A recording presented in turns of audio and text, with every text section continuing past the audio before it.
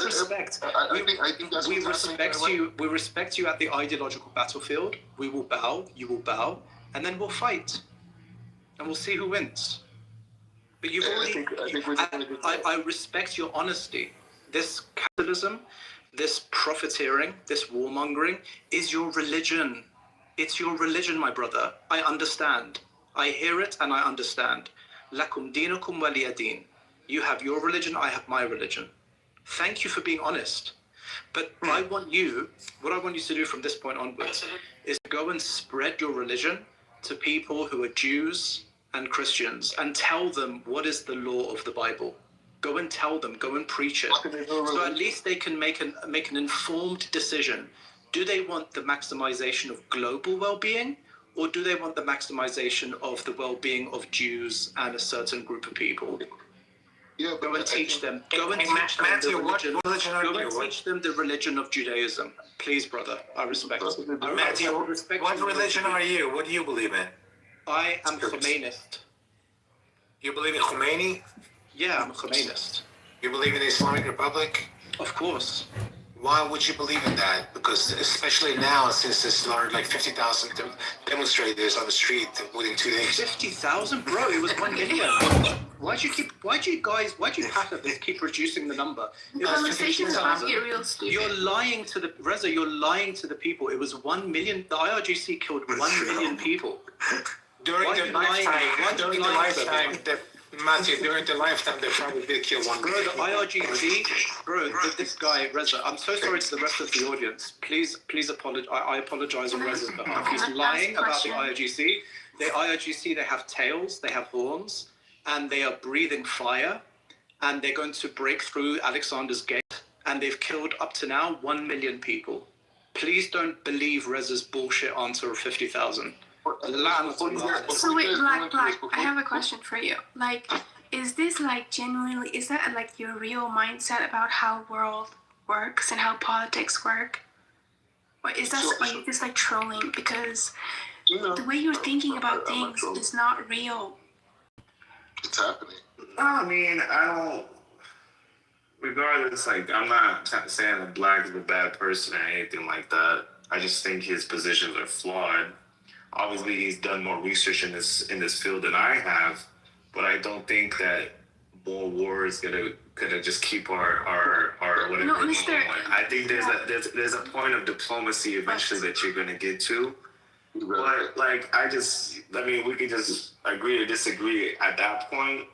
Everybody has, everybody thinks like there's only one way to do things when it comes to like, especially like this global positioning and things like that. Listen, Go ahead, but honestly, Black. like, I'm not, like, if Black thinks like that, and he thinks that's his way of winning things, and honestly, like, I think that's very naive, and I want him to think like that. If I was his enemy, I would want him to think like that, because that's where I'm going to get him, right? And obviously, like, the way he thinks, that's not real, and his research is probably based on propaganda, not actual facts. And it's just sad, bro. Like, if you're probably older than me, you need to get real with yourself and think real, because the way you think is not real, and that's probably like corrupting your reality, and it's going to give you a hard time when you get like. The way you think is real, the way I think is not real. No, I listened to what you were saying, to how you think about things, and to me, like, I understand biology, and I know that the way you think is not real. You need to deep dive into your soul and free yourself from this mindset that you have. Oh wow, I'm not trying to be like hurtful. Even with your own religion, the way you think, if that's your religion, that religion is leading you to your own destruction. I thought. So I feel sorry for you. You have more legitimacy if you had like just like an atheist perspective. But like, you're a rabbi? But bro, this is what I'm saying. Crazy. This is what I've been saying. No, but we have to respect. Black is the warrior that comes out onto the battlefield, and he doesn't lie. He doesn't lie to his soldiers. He doesn't lie to opponents. He says, "I'm a black rabbi. This is our religion. This is the worldview of the Old Testament. Yeah, I do not care about like, anyone." From a moral perspective, you're okay with this ideas? Like, that's I'm surprised. I thought it was talking to like a. Yeah, I just thought I was talking to like somebody that's not religious. I didn't know he was a rabbi. This is they come from. This is the religion of classical late antiquity, and the world is pretty much done with it. This is the only group left. Yeah, man. Come on, dude. You can't be preaching a religion and stuff like that and saying all these things that you're saying, like, oh, fuck everybody, and it's all about America and our way of living, and then be chilling in Israel and stuff like that. Like, and Mister, let me correct you on one thing. There is no winning against Islam in Middle East. If you make peace with them, they're gonna win. If you declare war against them, they're still gonna win. There is no win against Islam in Middle East, period. First of all, I just want to explain one thing. This is I have not mentioned religion one thing. And in fact, what is the detriment of the Middle East is that they haven't made the separation between church and state, right? Because they haven't done that, their foreign policy, their economics, their social structures are clear. Brother. Israel is led by a Likud party that are radical Zionists. This is their religion. They're not. Israel runs this country, my friend. Your foreign policy that you're propagating, the pictures you're taking in Israel and things like that, you know damn well they have unlimited influence on our politics, my friend. Absolutely not. You sat there and freaking sat there and watched that interview with Huckabee. Come on. What conclusions can you derive from that? It's ridiculous. They're running their own version of radical Judaism, Zionism, whatever the hell you want to call it. There's no separation of state, my friend. Hey, Black Rabbi, I was gonna ask about that. Like, why did Mike Huckabee say that? He said, like, it'd be okay if they took the whole thing. Like, why did he? Yeah, because that's his ideology. He's a Christian Zionist. He believes that's what God's will is. And then this guy is telling me that the detriment of the Middle East is because we didn't separate the church and state. My brother, this is like, come on, what is that? This whole policy is a Christian Zionist policy. Our whole foreign policy is a Christian Zionist policy. You're trying to mask it into a Christian Zionist, whatever. It doesn't matter. It bleeds over religion, whatever. But it's an ideology. It's not a separation of state and religion. Yeah, and honestly, like, people talking about like regime change in Iran or like getting rid of the regime. You know what's powerful than atomic bombs or like military things like that? Ideology is powerful. Okay, and that is the ultimate atomic bomb. There's such a unified ideology in the Middle East. I think you guys perceive that. In fact, the biggest enemy to Iran is not Israel or America; it's the Gulf states.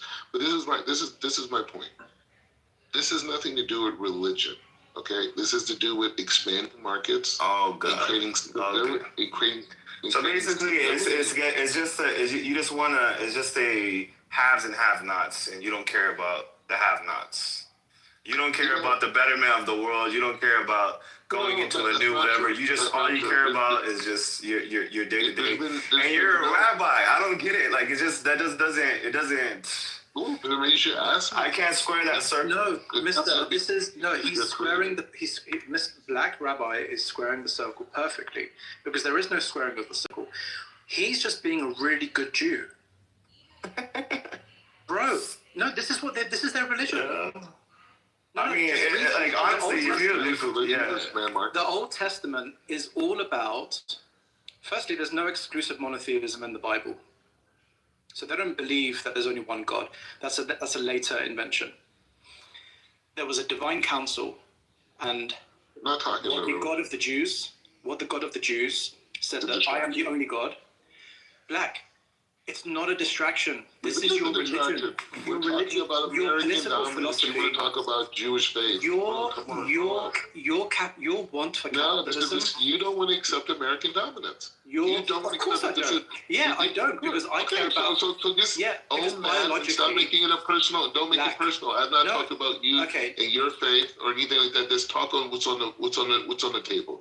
Okay, you did allude to it. You said the Middle East doesn't separate church and say that's their problem. Blah blah blah. You said that. Yeah, they don't. Yeah, Black. Okay, so that you did reference and you talked about I'm not talking about me personally. Black. Me personally. Black.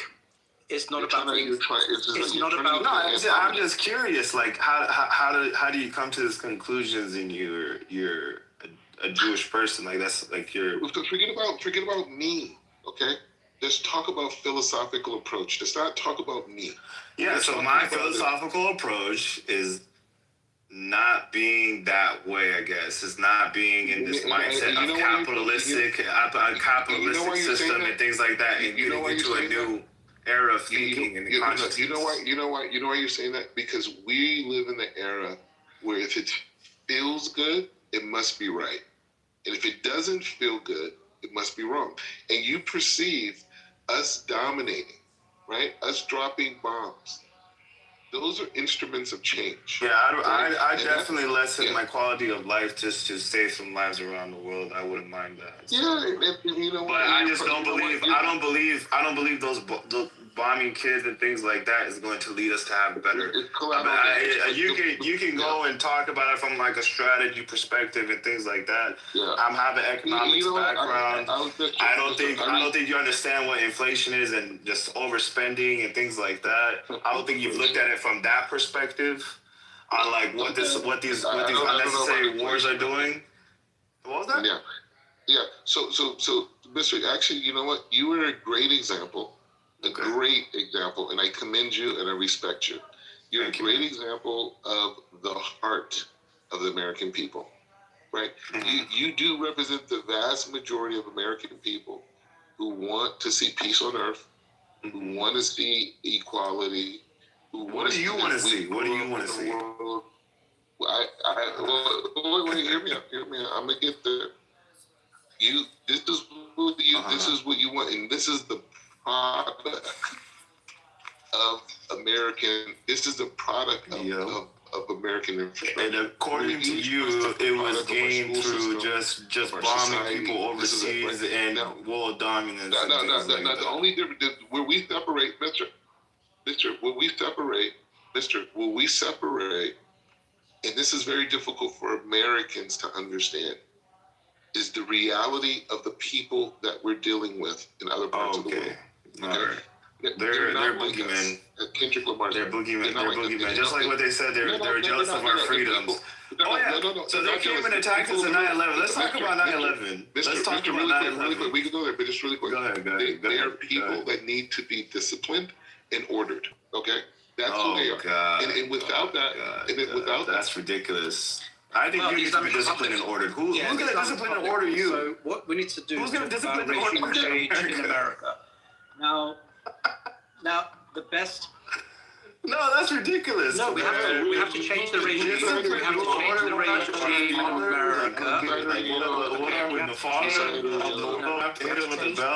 We have to change the regime in America. Yeah, there's no such thing as that these people will kill you. I'm tired of the humanity, my friend. I'm tired of humanity.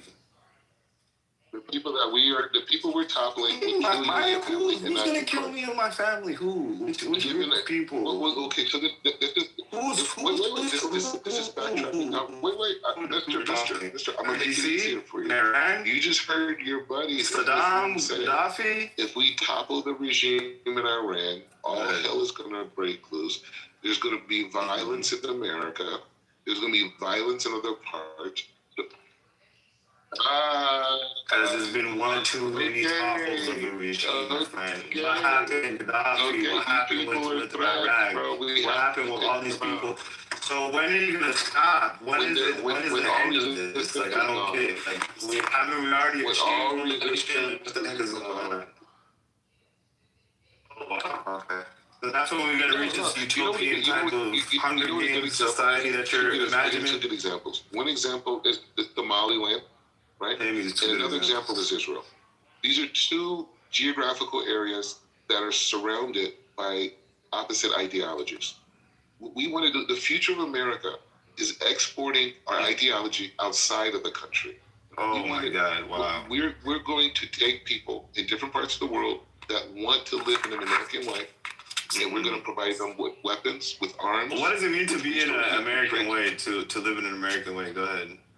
exactly the person you are. We want to create more people like you. I'm telling you that there's plenty of people just like me all over the world. No, that's not true. And those people don't want to kill you. They don't give a shit about you.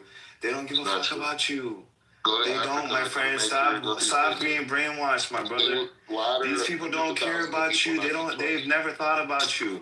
The only reason why they've thought about you is because you fucking bombed their country. You've killed them. You've done this. So what would you do? What would you do if somebody came, if China one day became power and said, you know what, we're gonna topple this fucking American regime. It's done too much bullshit around the world. And they have the capacity to do it, and they did it. What would you feel about the Chinese government? My issue would be with God, not the Chinese government. So now you're turning to God. They're going back to religion. Yeah, it's the Jewish God. It's the Jewish God that wants capitalism and wants basically well-being of the Jews.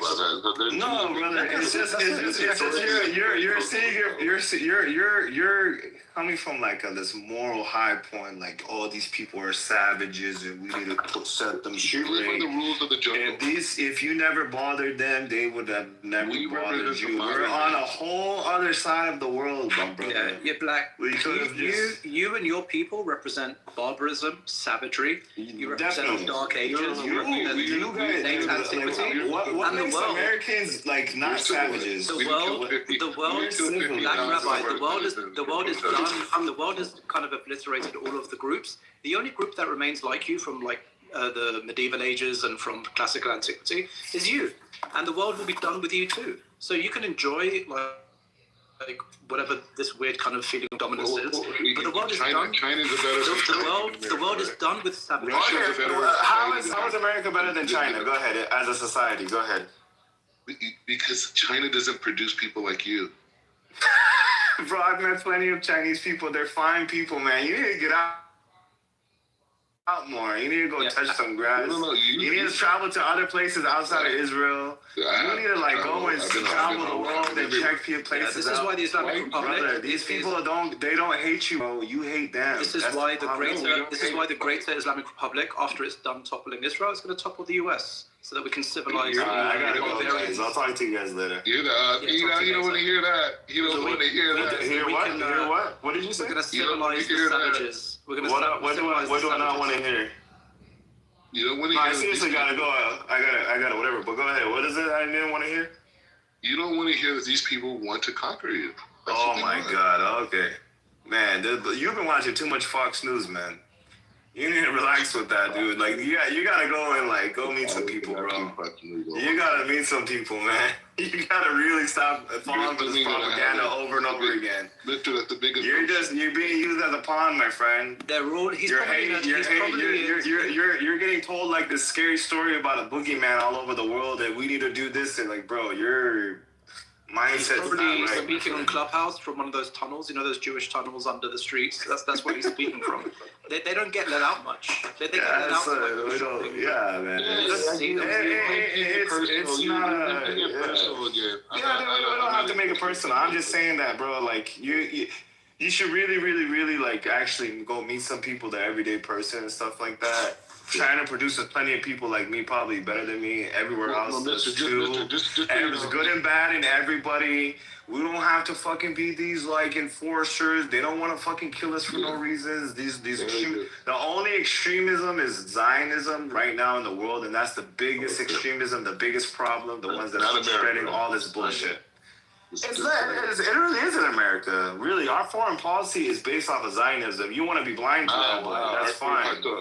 So Zionism is so whatever is just so AIPAC and all these people are just giving out money because they're just giving out all this money and stuff because they're just I don't know they just like the politicians and they care so much about American politicians even though they're a Jewish Zionist organization that cares everything about Israel, but they're just giving them money because they like them, and I guess that's I don't know why they're so involved in American politics. Why 98% of them are getting funded by talking points, bro. These aren't even your talking points. These are just things you heard. Okay, I could give you. So what? How do you go against that? I don't get it. What's your point against it? What do you mean they're not my talking points when I'm talking? Number one. America's security again in this region largely has to do with the military threat of Israel to surrounding countries. Right? That's number one. So if Israel wasn't there, everybody would just be like, fucking hate America, man. I want to fucking go over the fucking whole Atlantic and just bomb America. This isn't about hate. Is that what you're trying to say? Bro. It's not about hate. That's emotional. It's about why do Middle Eastern people hate us? No, it is about hate. Why? Because you're saying they hate us. Because they're going to attack us. Why do they hate us? Go. Because their ideology and their religion says so. We're kuffars. Oh my God! And we're Goyim, my friend. Yeah. There's nothing wrong with being a goy. You know, throughout history, like Christians and Jews and stuff, we've all lived pretty peacefully, even in Palestine. You know that, right? That's a lie. Okay, mostly peacefully. Any massacres. So you're going back to religion again. You're saying because it's inherent in Muslim religion. I'm talking to you as a Muslim. We need to kill the kafir. Is that what you're saying? No, what I'm saying is, again, this isn't about hate. That's why I tried to remove that word. No, you're saying that they're inherently bad. You're saying that they're inherently bad. I'm saying. You said that. No, what I'm saying to you broadly is that compliance is why America is able to have success. What is your reason behind why we need to attack the Middle East? Because why not approach it from a diplomatic point rather than blowing the shit up? Why? You just told me with your own words. You said it's because their ideology is bad. Like they're just bad people. Like Muslims, these billions of Muslims around the world are just their religion just teaches this, and we just need to whatever them. Because if we don't, it's not because of Israel. It's not because of this foreign policy. It's not because of any of that. It's because they just hate us. That doesn't make a whole lot of logical sense to me. I don't know. For me, they do. They see our way of life as disgusting. All right. That's you stick with that, my friend. I mean, I had a good conversation. Yeah. I'll talk to you guys later. I gotta get going. I appreciate you guys. Bye. Assalamu alaikum, everybody else. Muslim good. Of course I'm Muslim. What's wrong? Is it wrong to be Muslim? No, but that's part of your ideology is connected to it. Oh yeah, my ideology is to hate you guys, man. All right. That's my ideology. That's what they teach us at the mosque. You don't want America to have too much Fox News, my friend. Too much Fox News. You don't want America to. No, but listen to your point. You don't want to have America shouldn't spend tons of money on military. They should be isolated. I think they should take a more diplomatic approach. That's hating America. Okay. Before I leave, I want to talk to you about the situation with Iran. Right? How many times have we went and did some? We killed Soleimani. We went and bombed them. We had the 12-day war. We did all these things to them. We pulled out of Obama's agreement with them, with the nuclear program agreement. We did all these things to them, but they still want to negotiate with us. If they're so just bloodthirsty, fuck America, blah, blah, blah, why didn't they already fucking attack us? Why didn't they already fucking attack us? They want to, because they don't have, we weakened them. Over the last 40-something years, we weakened them through sanctions, through CIA involvement, through other forms of undermining. Like you said, killing scientists, other things. We have to destroy them. There's no option. All right, guys. Assalamu alaikum, everybody. We'll see you later, my brother. Oh, wait, hold on. You're Muslim? Mister, you're Muslim? Of course I am. Why? Oh, hey, Black Rabbi. He is a Muslim. Yeah. You're hating against him. Damn, man, why are you guys bringing up religion, man? No, because Black Rabbi, you have a bias, Black Rabbi. You have a bias against Muslims for sure. We just found out that he was Muslim right now. No, I know. Well, sure, but I'm saying your bias is against Muslims. I didn't expect any bias. I have let me tell you something. Like in the movie Lord of the Ring, right? Like, how come they're not successful at getting rid of Lord of the Rings? Yeah. Like, how come they're not successful? Because I'm trying to simplify this for you to understand. Lord of the Rings is a way of simplifying it? Yeah, nobody can destroy like Sauron, or the evil man that he is, or the evil power. Nobody can destroy it. The only way they can destroy it is by putting it in the fire. But he is from the fire, so you don't really destroy it. You just put it out of existence for a temporary moment. He comes back every time, right? And so Islam is like a giant mountain that's made of rock, really hard rock. And you being America, you can bomb it as many times as you want. It can break into pieces, but it will still remain a rock. We don't have a problem with Islam. We have a problem with you cannot weaken ideologies. You cannot do it. And if you think you can, then obviously you're so naive, like naive as worse than a child. Like you probably want to jump in a fire, Like your mind doesn't have the understanding of telling you, hey, don't jump in the fire. But you will jump in the fire because you don't understand the fire. Like I said, the issue is, and actually I'm hearing the adhan right now being said in Jerusalem, right? But the point is it's not a war against Islam. It's a war against radical Islam. No. Don't gaslight me. Don't gaslight me. If you're killing Muslims in their homes, no.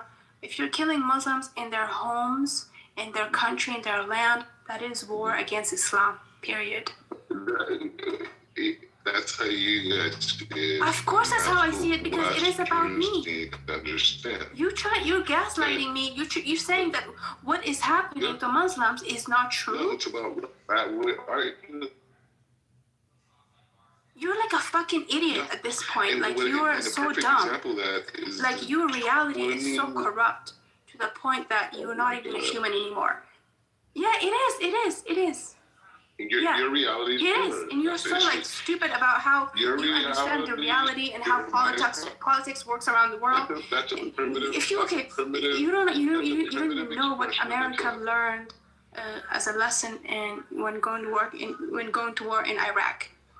Okay, and guess what? America pulled their last base from Iraq in last month because they couldn't continue there, right? And in Middle East, you can never win. Okay, you can never win. That's why Islam was born there, right? It born there because nobody can beat them. Nobody. Even if you bomb their country, they will still be as powerful. Again, you want to make it about Islam. Our issue is radical Islam. We love Muslims. Muslims are good people. Muslims contribute to America. They contribute to our military, to our infrastructure, to innovations. They're high-income earners, very educated people. We don't have, except for the Somalis, right? But other than that, we have a great relationship with Muslims, and we have our greatest allies in the world. You don't have great. You have interest in Muslims and Islam. Your interest is to take away their everything, take away their livelihoods, take away their resources, take away their lands. That is, your relationship is based on interest. And you're so fucked up for that. You're not even a human if you think like that. And you know what? If you think like that, you're in for a very short-term power. And, it's sad because if you think like that, you're actually thinking for destruction of your own self in your own existence. So get ready when your entire world collapses. Your reality collapses when America collapses and Israel collapses, and they're both the same Satan. Okay, the little Satan and the big Satan. They're the two faces of the same coin. And you know what? I feel bad for you. When that happens, you're gonna I don't know, I hope you don't commit suicide because you're not gonna be able to process what just happened. Your mind is not gonna process because you didn't take the time to understand things in life. You just your mind is just gravitating towards Fox News, propaganda, false facts, everything, and for short-term stuff. That's not how it is. You're very naive at this age that you are, and that is very sad, to be honest. What does naive mean to you?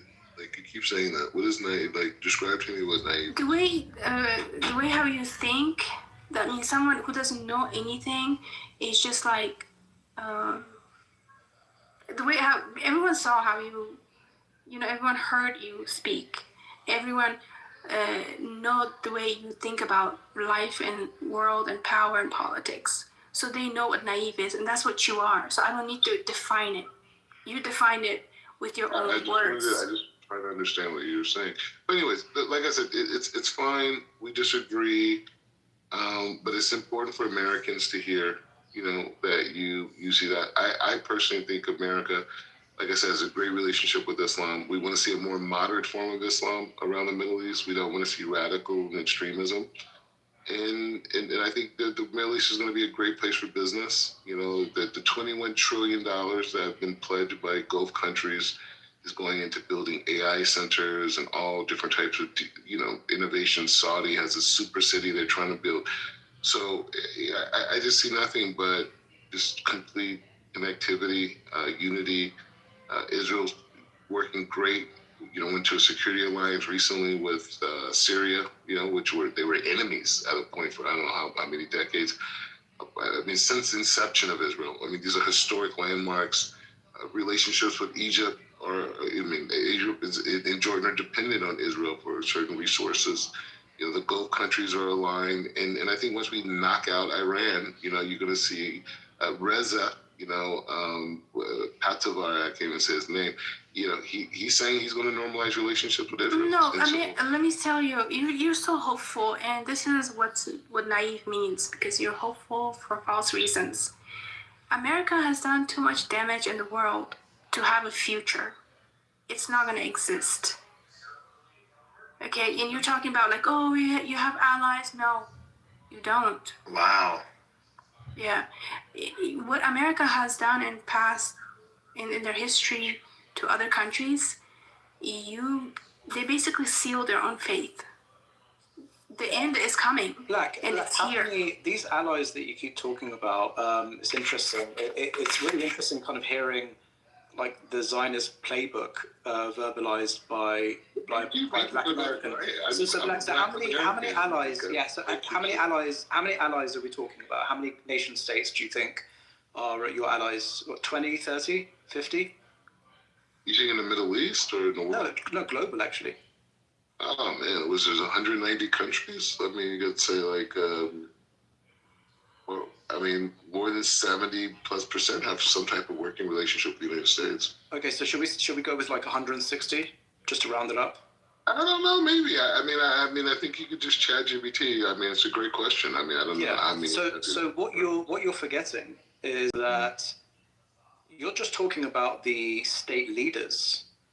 So when you say 160 nation states, what you're actually talking about is like 160 people versus hundreds and hundreds and hundreds of millions of Muslims. Yeah. So Israel has taught you like a good boy to believe the propaganda that the allies of your country are the allies of all the people in those countries. But that's like the home that the Quran talks about, that the home of the spider is built on a flimsy home, the spider web. It's just going to all come crumbling down, and the trajectory is against you. Yeah. So you are there in your kind of whatever, like the tunnel that you're broadcasting from right now, underground. You believe these lies. They've lied to you, and they've said, you know what, you want to win? Be with us. Look at the map. Look at all these countries. They're just naming nation states. They're just naming 160 individuals. And you could say, okay, they each have like a circle of around 100. So let's multiply 100 by 170, right? What is that, 17,000? Something like that, or 1,700? No, 17,000. So there are let's say 20,000 people. Let's say 50,000. In fact, let's say 100,000 people are on your side. You're forgetting the hundreds and hundreds of millions of people that are very soon going to wake up to the idea that the Islamic Republic is their only hope. And once they unite around the Islamic Republic, once they unite around the Islamic Republic, bro, forget weapons. They're just going to walk into Israel. You know, it's interesting. Do you disagree? No, I not only do I disagree. I have a frame of reference I think you should look at. I'm from Los Angeles. I've been living in Israel for a while, right? And I think you learn something really interesting about human nature, right? And when you see people, like, for example, you have Palestinians here in Israel, right? So where I'm in Jerusalem, which is like probably a 2-hour drive away from Gaza, right? You go another 2 to 4 hours, I'm in, close by the border on Lebanon and Syria, right? The Golan Heights up there. The thing that's interesting is going through the war, going through this whole thing for 3 years, is that you see something interesting about human behavior. That if people's basic needs in this generation, maybe in the past 100 years ago, it's different, but if people's basic needs are met and they have a strong frame of security and they have an ideological outlook that is perpetuated in their environment, like outlook, goals, how they live, this type of thing. They're pretty much docile, right? I see people all the time. I walk down the street and you see people cleaning, people walking, this, and you think like it doesn't matter. They have these simple lives and they really don't care about more than past that. And it was a struggle for me growing up because I always had so much ambition. Like, why isn't more people? The thing is, that's the beauty of capitalism, right? Because it creates an environment where a person can create their independent philosophical approach, maintain their own standard of living, and increase it, right? And tune out the rest of the world. And that's what I've seen here with the Palestinians. They're not concerned what's going on in Gaza. When I walk out, I see these kids at cafes, I see these girls at university. That's what I see. I don't see an angry group of people that their cousins, right, literally hours away are being massacred. I don't see that. I see people living their life. Now, you on the outside will say, well, one day they're going to rise up and they're going to come together. No, that's not the case. And that's the same thing in Iran. That's the same thing in Iraq. That's the same thing in anywhere else America's had intervention. The people are docile. You saw Israel level the Syrian military. Nobody says anything. Not one Muslim country, not even factions of dissidents even inside of Syria. That's just another lie. They were up. But I understand. So what happened? No, I understand the argument. Yeah, you're right. When most people's basic needs are met, you're absolutely right. They are less likely to revolt. But here's the problem. The problem is that social media and people's exchange of ideas happens at a speed that never happened before. So you can't rely on what happened in the medieval times or in the beginning of the 20th century. If I was speaking to you 5 years before the Islamic Republic, 5 years before Khomeini's revolution, you'd be telling me the same thing. You'd be like, people are not going to rise up against the Shah. It's not going to happen. There's no way it can happen. People's basic needs are met or whatever. But then it happened. The same thing with South African apartheid. People were saying for decades, it's not going to happen. You can't get rid of the apartheid. It's too strong. And it was true. And then it happened. And it's the same thing with the toppling of the US. People saying it's a superpower, it's not going to happen, and then it's going to happen. So this lie that you've been taught by your senior white Jewish rabbis, the ones that control you and manipulate you, they've been lying to you. You've been sold on this lie, which is a Zionist playbook. As long as people are, I can't just be a brilliant guy, right? Someone has to train me how to think. No, you haven't been trained how to think. You've been trained how to lie. And this idea that people don't revolt once there's a threshold that's met is also a lie. People are impassioned about the fact that Israel is just barbaric. Your country, your people, black, your people are just barbaric, and they don't like that. They don't want it. They may stay. They will stay. My ancestors created the whole idea. You're barbaric, and the people that you support are barbaric, and we've already established that. You've admitted it. You don't care. You don't care. Yeah, you said you don't care about global well-being. I think that you're barbaric. I mean, you even support barbarism. You support Israel leveling this place and that place. So you're just a barbarian. But that's your religion. Your religion is Judaism, and I respect that that's your religion. I respect that. There's nothing to do with Judaism. This is American outlook. The mistake that you make is you think that your religion is like our religion. You think that those Muslims that you quote, those house Negroes that you call Muslims, those are not Muslims, right? They're kuffar. They are kuffar. They are our social-political. Yeah, and that's the flaw of your ideology. We don't even look at them. We touch them and we wash our hands. Yeah, we're not interested. We're not interested in house Negroes. What we're interested in is Muslims who are revolutionary, who care about the Muhammadan movement, and that's not something you can vanish. It's not going to vanish, my brother. We don't need to vanish it. We just need to. You can't vanish it. No, you can't. All we need to do is revolutionize. We give them weapons.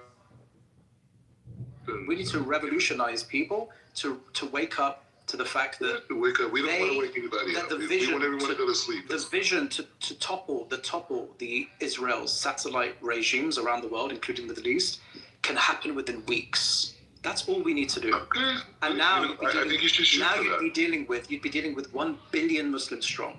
And we'll just I don't believe that. I don't believe so, that. Yes, it's going to be tough.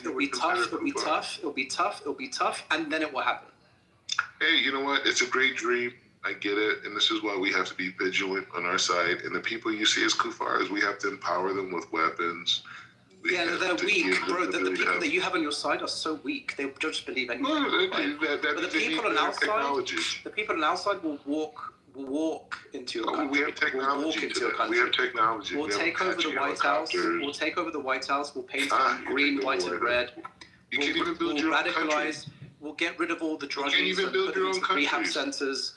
You can't even organize yourselves. We'll push the Zionists back into all the Zionists will be underground. You can't even manage your own country. So you'll be talk about take over anything. Yeah. That's the dream that you've been told. No, you guys can't. Right now, you've been told. You guys can't even in this region manage countries. You are basically. Look what Assad did to his citizens. You are basically. Look what Saddam did to his citizens. Look what the Iraqis did to their citizens. You are the textbook myth. You cannot manage society. You are the textbook myth that all people were born evil. This is a motif that is repurposed in paintings and art and film and TV show, where you have one side who believes in humanity of people and another side saying, no, people are corruptible. You think that everyone is corruptible because you are a Satan. You are a Jewish Satan. You don't care. This is your religion. And I respect that you're honest about your religion. But our religion will prevail. I never mentioned anything about religion.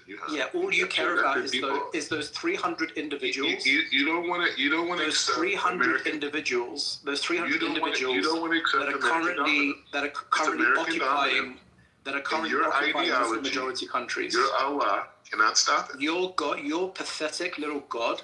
I'm just saying you cannot stop American Your anthropomorphic retard God that you still believe is real, that is in the Old Testament. We're dominating. That is an emo rage bait bitch, a little bitch that your God is. That is already dead. The only thing we need to demonstrate is the people who still believe in that spastic God that you believe in, that you worship. That spastic God died many believe in our B-2 bombers. That little retard God that you believe in. The skies and Tehran. That's what we're looking forward to. We'll see.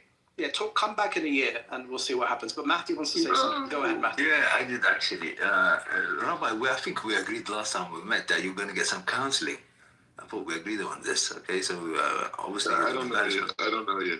So. Well, you do remember me. You remember me for a minute. I remember the last time you spoke when the 12-day exchange was happening. I remember in day 2 you said that we're going to change the regime.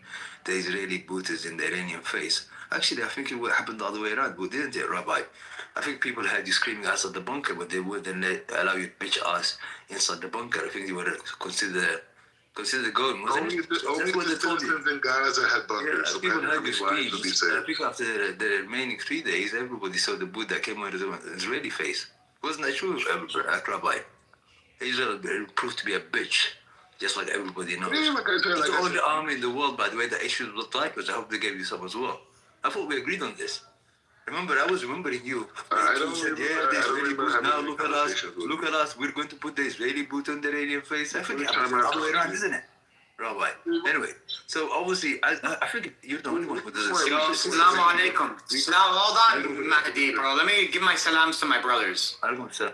Yo, fuck Ali Baba. How about that? Fuck Ali Baba. All right, I'm good talking to you guys. All right, Black. Oh, come on. Well done, Matthew. Good for drag. I've never met black rabbi, but the one thing I do respect, and I mean this genuinely, is that he is honest. He's honest that this is the religion of Judaism, that this is basically capitalism. They don't care about social welfare and social benefit. By welfare, I don't mean like social welfare. I mean the well-being of society. They don't believe in global maximization of global well-being.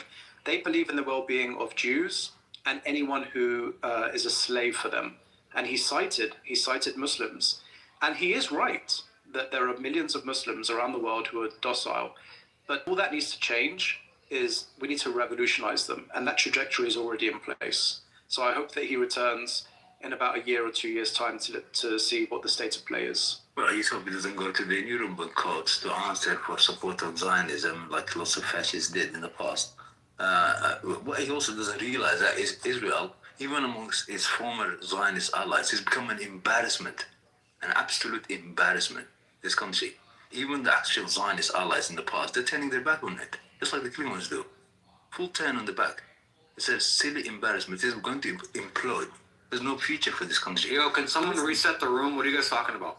We're just talking, well, we were just kind of like, we've just been talking about the Islamic Republic versus Israel and their slaves, and Black Rabbi was just telling us where their mind's at. But I can't read what's on the cards, and the great USA itself, actually, I hope Donald Trump doesn't ruin it, because the country has a lot of potential. One of his biggest Achilles heels is Israel. And in the past, this country, although it has lots of potential, is led by monsters. These guys that go to Epstein Island, obviously they're not doing very well for it. So it has been defeated decisively in depth in the paddy fields of Vietnam. It's been decisively defeated in depth in the mountaintops of Afghanistan. It's been decisively defeated in depth in the streets of Iraq. And like I said, I just don't know where this guy is going. It's really crazy. He's thinking of attacking friend and foe. Even friendly countries, Canada, Greenland. This guy is crazy, absolutely crazy. Man, even with all this ice in his own country, it doesn't understand this is the wrong trajectory. This is how actually empires implode. Forget about somebody attacking them. This is how they will implode. Look at someone like China. It's actually more freedoms, more liberty, more R&D, more human rights, more investment, more economy, more people being lifted out of poverty, more space programs. They're going the right trajectory. And this other country is going wrong trajectory. This is how, I don't know, it's only Black Rabbi that doesn't see it. Everybody can see. This is exactly how empires collapse and how empires are built. Well, America hasn't collapsed yet, bro, and they own the world. Yeah, well, it hasn't. So I don't know what you're on about. Saves it from the craziest. Who's going to save it, bro? It's like, look, the Z's own it. Oh, we're on Clubhouse. I can finally use the word. The Zionists own the world and they own America. Like, what are you on about right now? I'm not even understanding what you're saying. The U.S. That's you just spelled it out there. What's the ruin of the U.S.? The U.S. is the most functional government in the world. What are you on about? But it's going all in the wrong direction. Who said that? Who said that? They own everything. Oh, so if someone owns everything, they're in the wrong direction? Have you heard of BlackRock? Like, what are you on about right now? I have no idea what you're saying, man. Brother, from the 2001, this country announced this is the new American century. What's definitely clear, every day that lapses is everybody's century except the U.S. It's going all the opposite I have no fucking idea what you're on about, bro. Can you just give me concise answers? Like, what are you on about, bro? The US. America owns the world. They own economics. What are you on about? I'm done. Yeah, Ibn, what, man? I'm pissed about Alibaba. What, man? What did Alibaba do? It's none of right now. Let me just deal with Mahdi. It's whatever right now. I need to target my rage towards someone, bro. Don't do it on me. Don't do it on me. Don't target. Well, what happened? What did Alibaba do? What did you do? Let me target my rage towards someone, Mahdi. No, Mahdi. Okay, fine. Because Matthew says target it at target at CM. Why at CM? What did you do? CM will take the hit. It's fine. He won't know what's going on anyway, so it's fine. Yeah, what did Alibaba do that made you say? This fucking guy, bro. Look, I go on his live and I'm talking to Rafid. Look. What I'm really trying to do behind your guys' backs, right? Behind the brethren's backs, I'm trying to unite the Shia. Look, you can disagree with our beliefs. Bro, if the Salafis and the Ash'aris can unite, maybe we can unite too. And I'm trying to bring that up. And Ali Baba calls me a kafir. He says, man, we can't even sit with you guys. My nigga, me and you were boys 2 years ago. I have your personal number and you have my personal number. And we used to chat it up. And now you're treating me like some kind of kafir. And he says, yo, you, Hamza, should have your head removed from your neck. Oh, yo, dog. What? I lost it, dog. Yo, Ali Baba, what's going on? Me and you were boys, and now you act like Salafi, and he throws me down in the audience. And him and Hoodie and this other guy, Haidar, I don't know who they are, they keep talking shit for like 30 minutes, and I keep asking them, bring me up, let me defend my positions. And Ali Baba is the worst of creation. And now I'm on a personal mission. I'm going to destroy Ali Baba. That's all I care about. Mahdi, I could care less. Mahdi's a dumbass. We're all, no offense, Mahdi, like we love you, by the way. But we think you're dumb, to be honest, and you can like stay in your position. But we can agree with that causes. Let me put it this way. Look how Mahdi agrees with me. No, but causes. I promise you this. Habibi, I love you. At the end of the day, I don't want to separate your head from your neck. That's a good But thing. Ali Baba should be our I'm gonna make a notion to the brethren. Ali Baba and well, not really Rafid, but especially Ali Baba should be someone we should go after and destroy this motherfucker for the way he speaks about us. Wallah, like. Yes. I agree, Hamza. Okay, well let's at least have a to and fro. So why does Ali Baba even matter? Let's be honest. If he were in front of you in real life, would you even like look at him twice? Oh, I'd lick my hand and smack him in the face for the least. It doesn't matter, bro. Go after the heads of the snake. You know them. Ali Baba, Ali Baba. Look. Now let me be real. Ali Baba is a charismatic figure in their spaces. What's wrong with you? I got charismatic my head. He is, Ibn. He is, bro. He would bathe,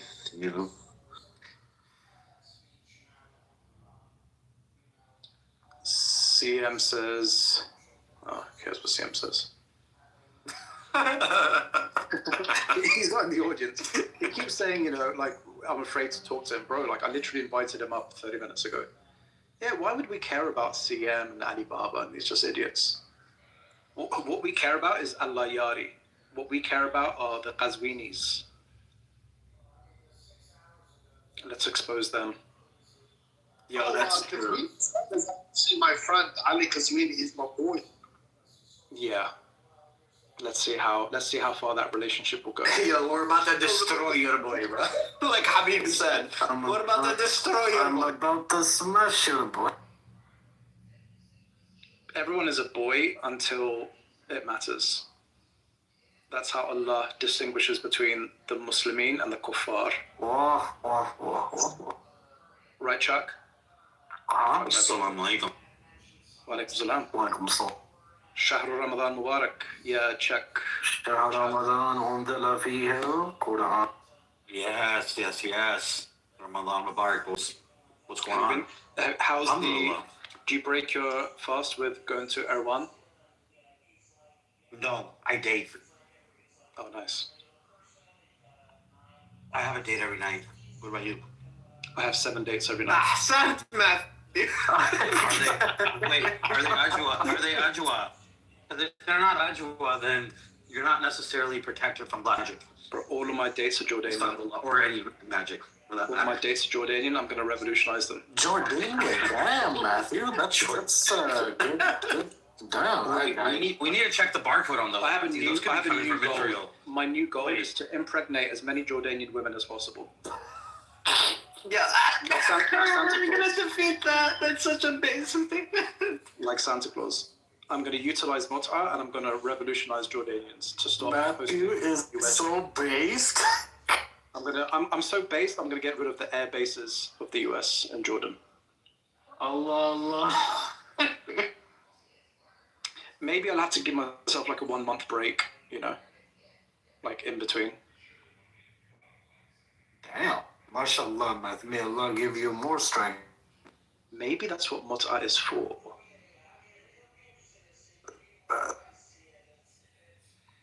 What if Mut'a is simply political?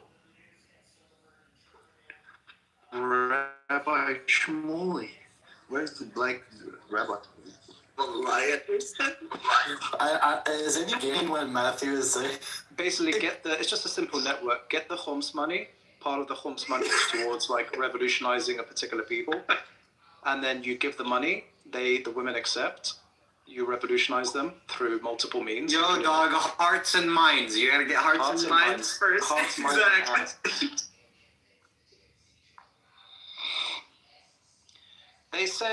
Some say you have to win the hearts and minds. Others say you have to win the hearts, minds, and the ass. Yes.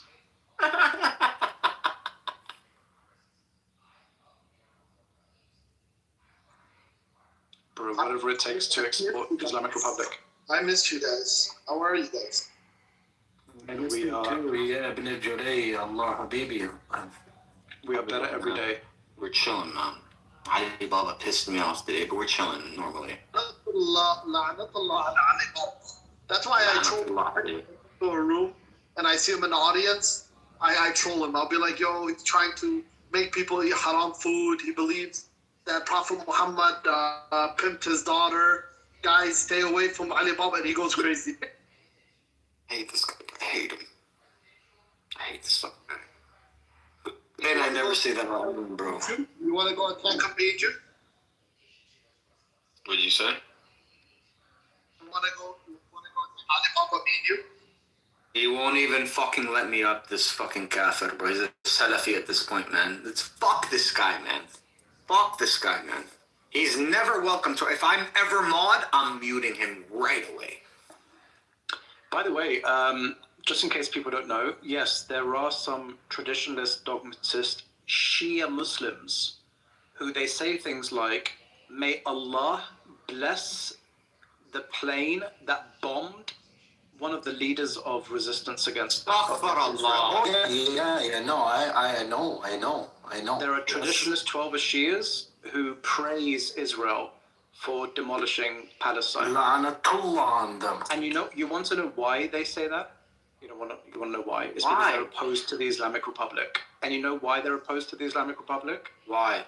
Because they believe in a 12th Imam that is an occultation. And the reason why they're so visceral against the Islamic Republic is because they believe that the Islamic Republic is competition for a legendary invisible figure. Now the question is, well, not all traditionalist 12ers are like that. True. That's true. So what's the reason, what's the symmetry between 12er traditionalist Shia Muslims who oppose the Islamic Republic and 12er traditionalist Shia Muslims who support the Islamic Republic? What's the symmetry breaker? What's the reason? Question. That's a good question. What is the symmetry breaker? Well, it's something we have to dissect in complete depth. Yeah, definitely. I would say with how you were born, where you're from has a big issue, like impact on that. Yeah. The family. But what's the theme? What's the sufficient reason? Yeah, I'm just thinking about why I support Sayyid Ali Khamenei. And it's to do with how I was raised. It's one of the main reasons.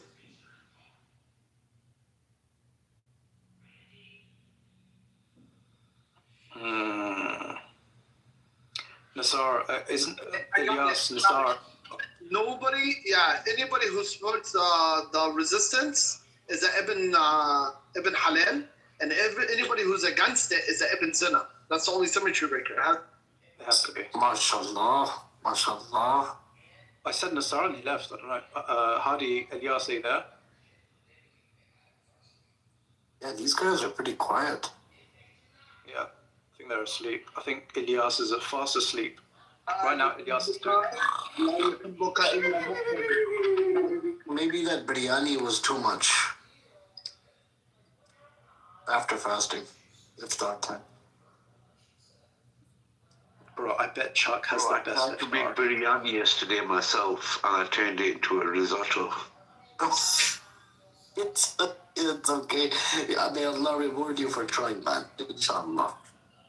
I ate today Iraqi biryani. One of my clients got it for me, and it's a big L compared to like Indian and Pakistani biryani. Oh, Bro, you're not galvanizing the Iraq audience. I can't lie about that. It's not even close. Iraqi or not, the Pakistani and Indian biryani is like completely different impact. Yeah, of course. Yeah, everyone knows that. That's true. I don't know what happened with South Asia. Like they got, South Asians are the smartest people. Essentially, what happened with the accidents? I don't know. They had the best metaphysics. Yeah. Thousands. Bro, it's the chili, man. I'm telling you, wallahi, the secret to everything. Yeah, It must be the chili. I think it's the chili. we have to investigate. No, Allah just made a deal with them that I think Russell Peter was the one who gave the secret that God made a deal with these South Asians that I will make you so intelligent and so smart, but here's the catch: you guys have to be unbelievably. I don't know. I feel like today it's a little different than what it was before. No, but that's what I'm saying. That's where the accidents came on. But the essence is they were far advanced. Look at something happened in the Indus Valley. It's I would have to say it's the Zionist regime.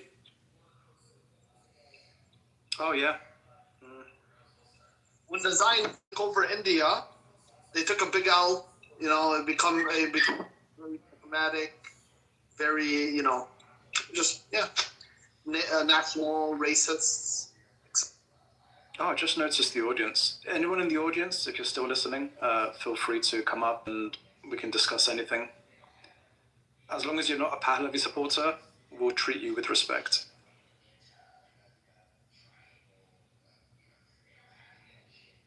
And Olivia, this is the second time you've raised your hand, and I keep accepting, but you don't come up. Maybe it's a glitch or something. Maybe someone else can bring you up.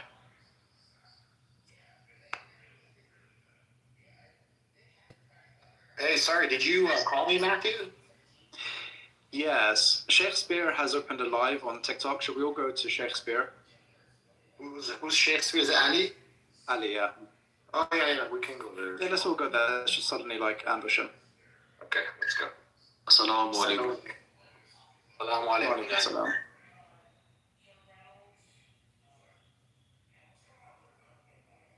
The sins of their father. Oh, quite literally, right? Because You're like here's the thing.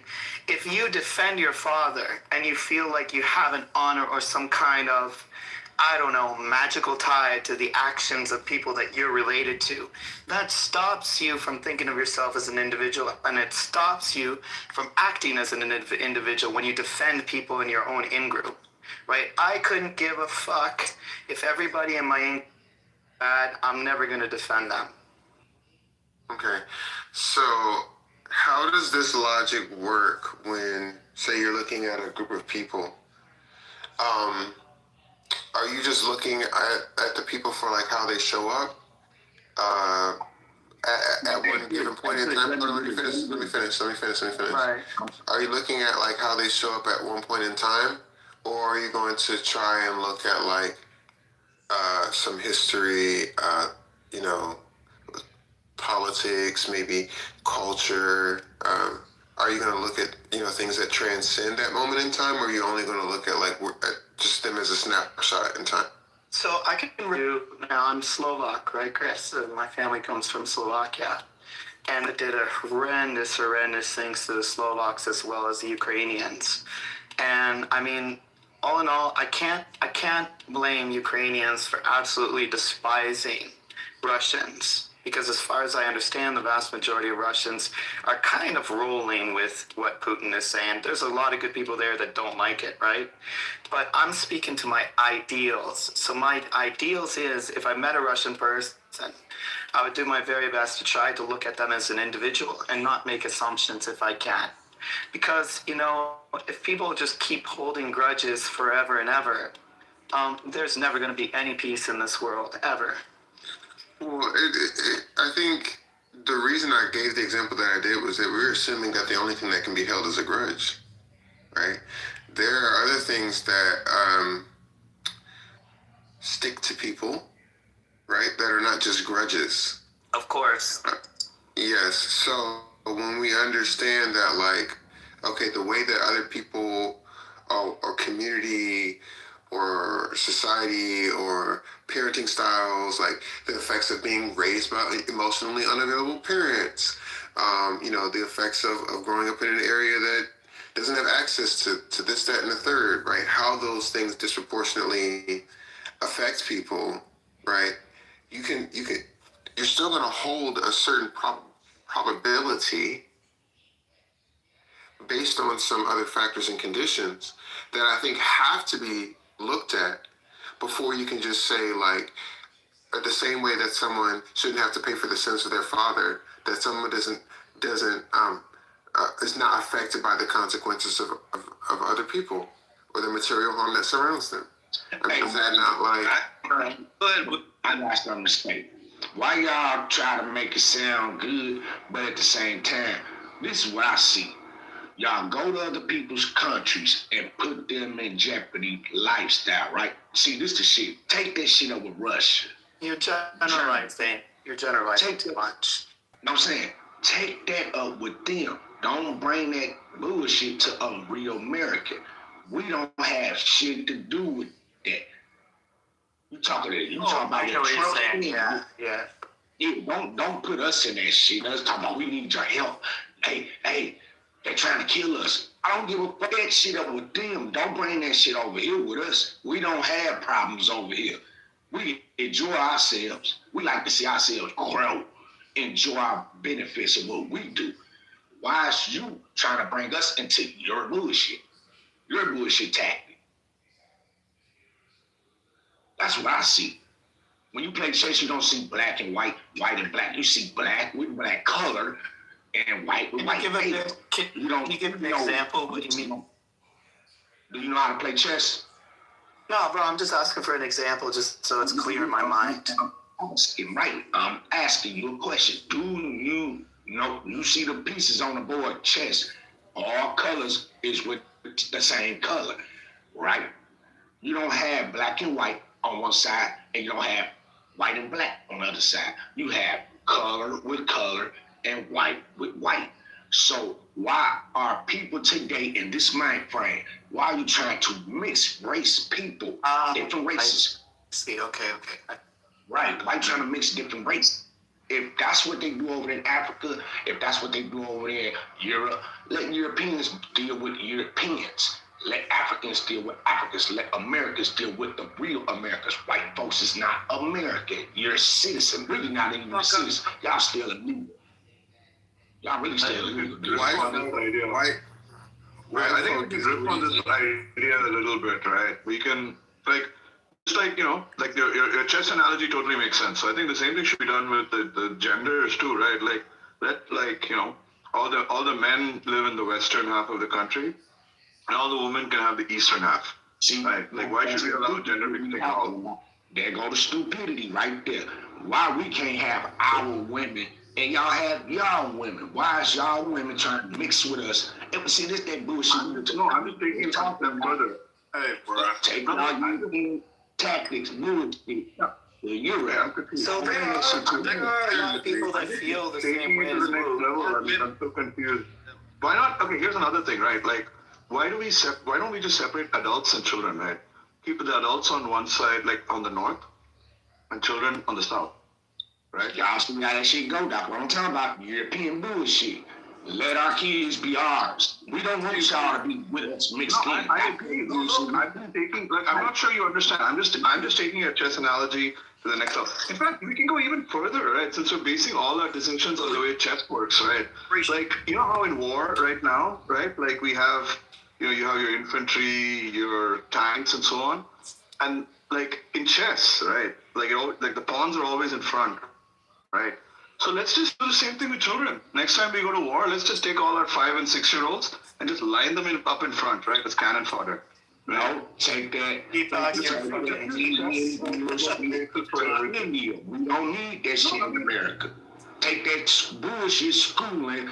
We don't teach that to our children. You've been teaching us about how everything. You've been teaching us about how like chess is like, you know, the way to think about these things, right? Okay, here's where I'll build a bridge with what Wu was saying, right? Like in Western society, right, people prioritize logical, analytical ways of like thinking so much more, right, than other forms.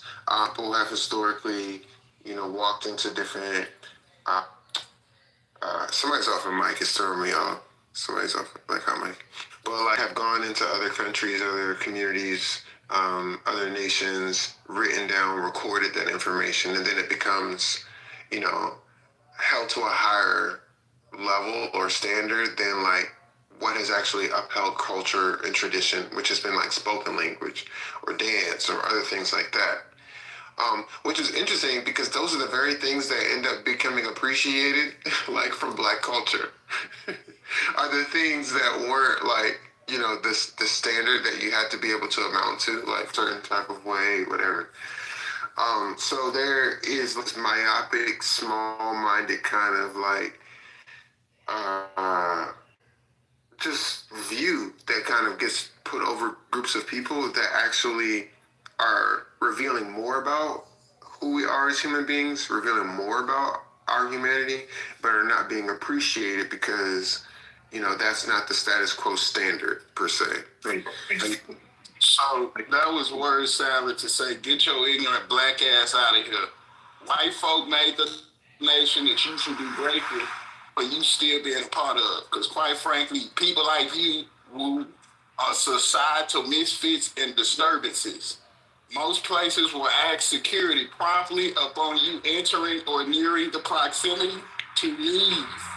Hey Chris, this is an interesting point. I've heard it before. This idea, like I get what you're saying, and actually, it would be better if we were chatting one-to-one in a smaller room. But I could probably talk on hours for this particular subject, bro. I just I mean, I just want to say that every single country and culture in this world is highly logical in their own way and very highly scientific.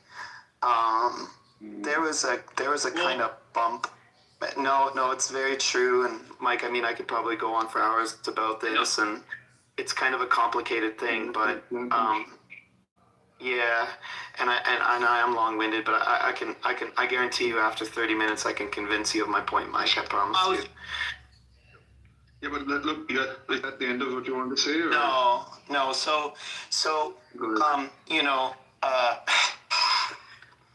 scientific prowess, whatever cultural prowess, it changes and moves from country to country. Countries that 3,000 years ago were like top of the world and extremely sophisticated are now poor, and vice versa. And you know, 1,000 years from now, it's going to change. Everything changes. It's not as though there's any like inherently superior or less superior scientific-minded people. There's no scientific evidence for this whatsoever. And if you know enough about history and trade routes and the effects of geography on the development of economies and the interlocution of ideals and anyway, so there's a lot of books that talk about this. Entire libraries could be filled with this subject. But anyways, Chris, no, I've heard like this kind of modern, postmodern, left liberal, you know, whatever gender identity studies things, and they're very, very, very, very inaccurate.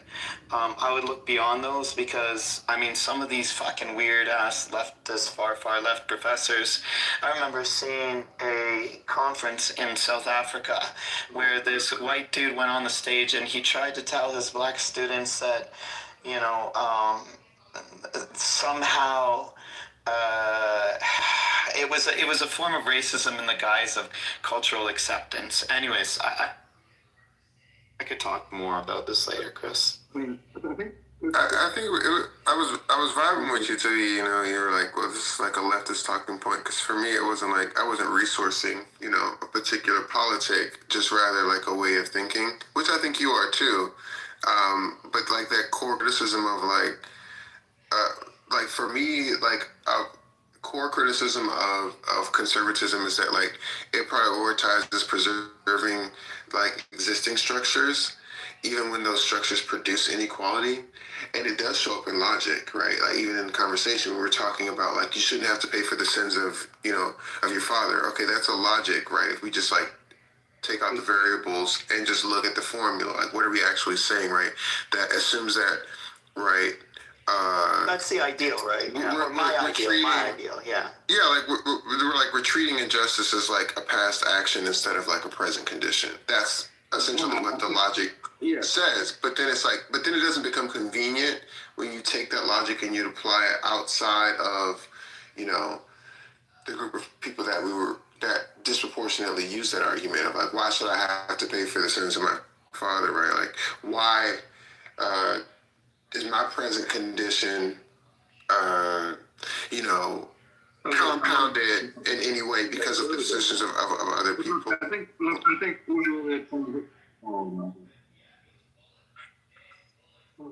and who's stating that particular narrative, right? So, the racist sort of thing is like, black people disproportionately commit more crimes than other people. And then if you apply that sins of the father thing, then it would be acted in defense of, like, trying to view African Americans as individuals and not as the mass, right? So, I mean, I get what you're saying, but your logic is dependent not on an ideal that's sort of structured across the board, equal for everybody. Let's all try to view one another as individuals as best as we can and try to view ourselves as individuals. But if you apply that logic from specific facets within larger cultural context, it's just a matter of wrestling narratives. So wrestling narratives never prove out because, like, either side can play that off of one another, right? They can blame the other. They can look at themselves as the victim. They can place the blame on the other one. And again, it just becomes a blame game. So there's a problem with that as well. It's never There's no end to it. What happened? No, I've been waiting. But look, I think, like, let's not get off track. Like, I think Chris was, I don't know, like, you seem to be, like, attributing, so look, I don't know, like, I feel like you're imposing a blame on, like, just the very system of, like, epistemology that I guess has been developed mostly in the West to begin with, right? But I think it's honestly, we should view it as, like, a heritage of the world as a whole, right? Like, when we talk about, like, sort of an analytical approach to reasoning about the world and about, what truth is and so on, like, I mean, I think there are places where it shouldn't be mindlessly applied, like, arts and culture, for example, are good examples. Right? There are places where, like, other kinds of thinking than analytical are applicable, right? But when we're involved in the question of, like, what is true, right, I think, I don't know, like, logic and so on has served us in good stead, and it's a tool that should be available to all, not just, like, based on, like, what culture you're from. No, you guys, we're getting off topic here. I mean, I think everyone can agree. Humans are humans. We all agree with that. Let's get back to the topic here. I wanted to ask Blue a question, and Chris, feel free to answer also. Before we get back to whatever topic you wanted to get back to, do you see the difference I'm taking, mate? Oh, what? Like, it sounded like you wanted to change the topic, so I was just like, making sure. It's not changed. You said we were getting off track. You want to change? Yeah, I'll draw it back on track. Yeah. He don't want to call his forefather sins. That's what he trying to say. The last thing I just wanted to say about this, because I think it's just important to, like, really make this clear when people say, like, we shouldn't have to pay for the sins of our father, and we're talking about logic, right? That, okay, yeah, you may not be personally guilty of past injustice, but if you live in a society that is where people are still affected by structural outcomes, then the issue, right, that we're talking about is not a matter of punishment. It's just about responsibility for present inequities, for you to be able to see why things are the way that they are. And it's not about just, paying for the past, but rather it's actually, like, uphold some of the other methods that I guess we hold to such a high ideal, such as, like, the scientific method or understanding context, understanding nuance, all the things that actually make us an intellectual society require for us to, like, dignify that the human experience is more than its snap judgment of what you see, right? That, like, 100%. There has been compounded experiences, whether even if those experiences were wealth or land or access or education or poverty, and all of the results of any of this have to do with, but what does this have to do with, like, logic, right? Like, logic is just like a system of, like, figuring out what's true, right? Like, logic, empiricism, analytical thinking, they're tools you can use with, like, you can have, like, very different premises, right? Like, you can have some premise about, like, what it means to be responsible for something, right? Like, whether, like, under what conditions, like, the sins of the father. I was just, like, interrogating why, like, a certain, like, okay, logic is, like, a system of rules that we use to determine whether someone's whether like a reasoning makes sense or not. So that's why I was like interrogating the logic of that argument. Okay, so you're not interrogating logic itself, like you're not like questioning the. No. Well, Chris, to be specific, what I was saying is, it's best for. Okay, so I feel my ideal is like I was saying. Do not defend. For me, it's personally, right? This is how I run my life. I would never defend someone within my own in-group that does anything bad, right? For me, that's a bad thing. A lot of people will do that. A lot of people will feel emotional attachment to the people within their own in-group, and they will defend all the idiotic and dumbass things that quote-unquote their people do for some god-awful reason. I don't know why, right? I'm not going to defend them. And I think you took my father analogy kind of a bit too far, and it's my fault. I didn't express myself clearly enough. What I meant to say is, like, even if my dad did something stupid, I would never defend them. Now, I'm Slovak, right? So obviously my ancestry has absolutely nothing to do with anything in slavery in the Americas, because my folks were out in the mountains or whatever. And it's just very abstract for me and very strange for me to attribute, responsibility to people for things that their ancestors had done hundreds of years ago, on a personal level, right, Chris? Like on a personal, like interior guilt sort of thing, or even a rational, like straightforward guilt thing. Now, at the same time, I do completely understand your argument, and I'm completely in line with you with the whole systemic racism thing. I'm up here in Canada, and I'm telling you, bro, like the Native Canadians have been treated like shit for a really long time.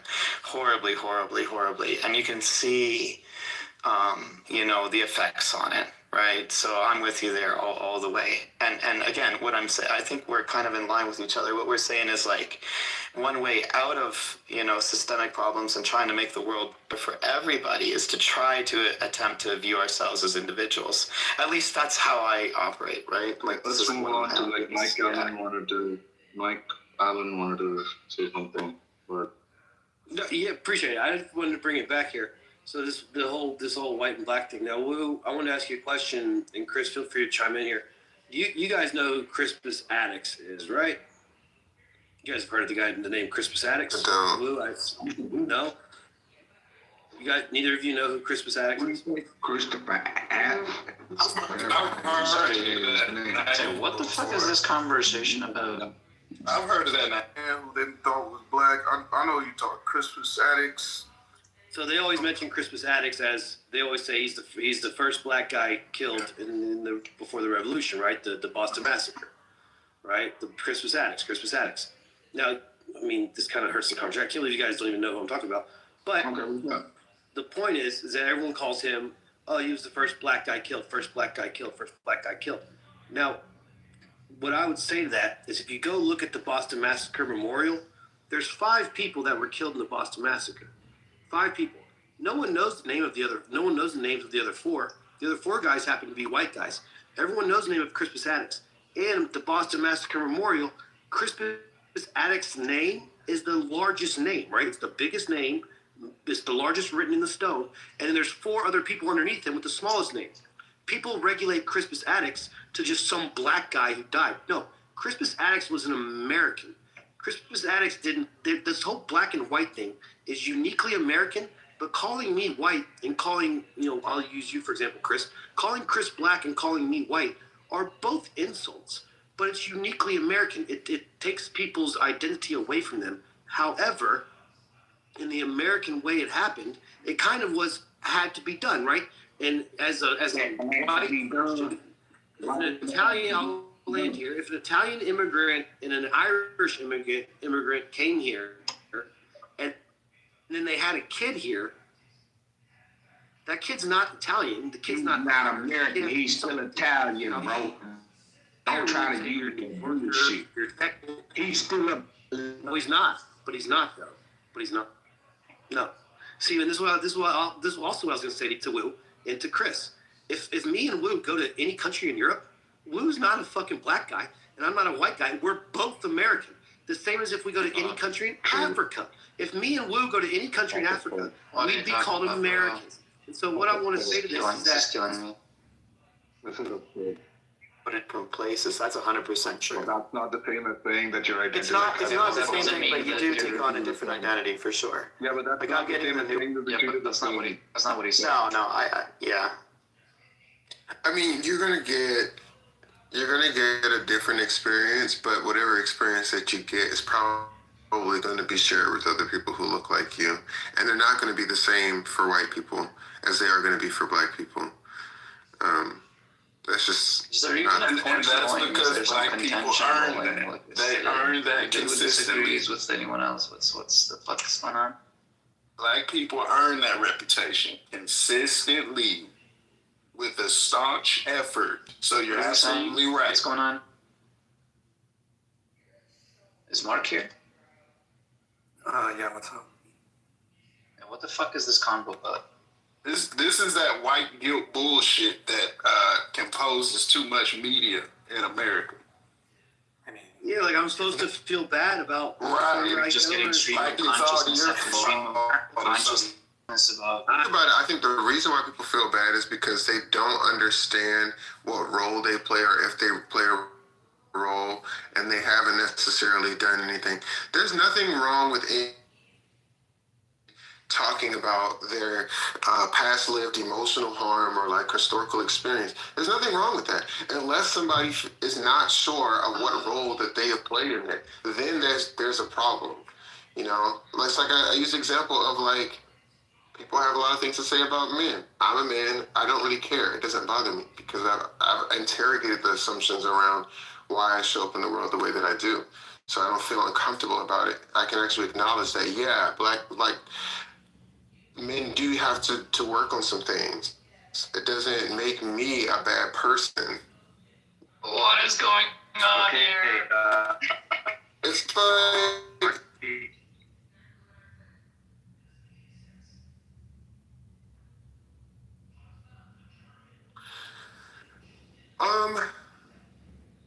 I'm not sure. I mean, I just feel like it's like,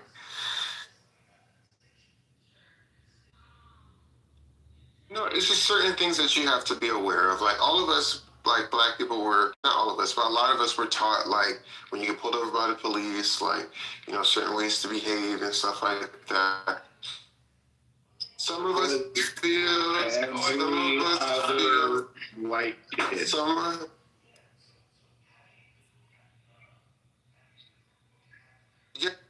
About. You cut him off just for you to be hurt. That's that white person.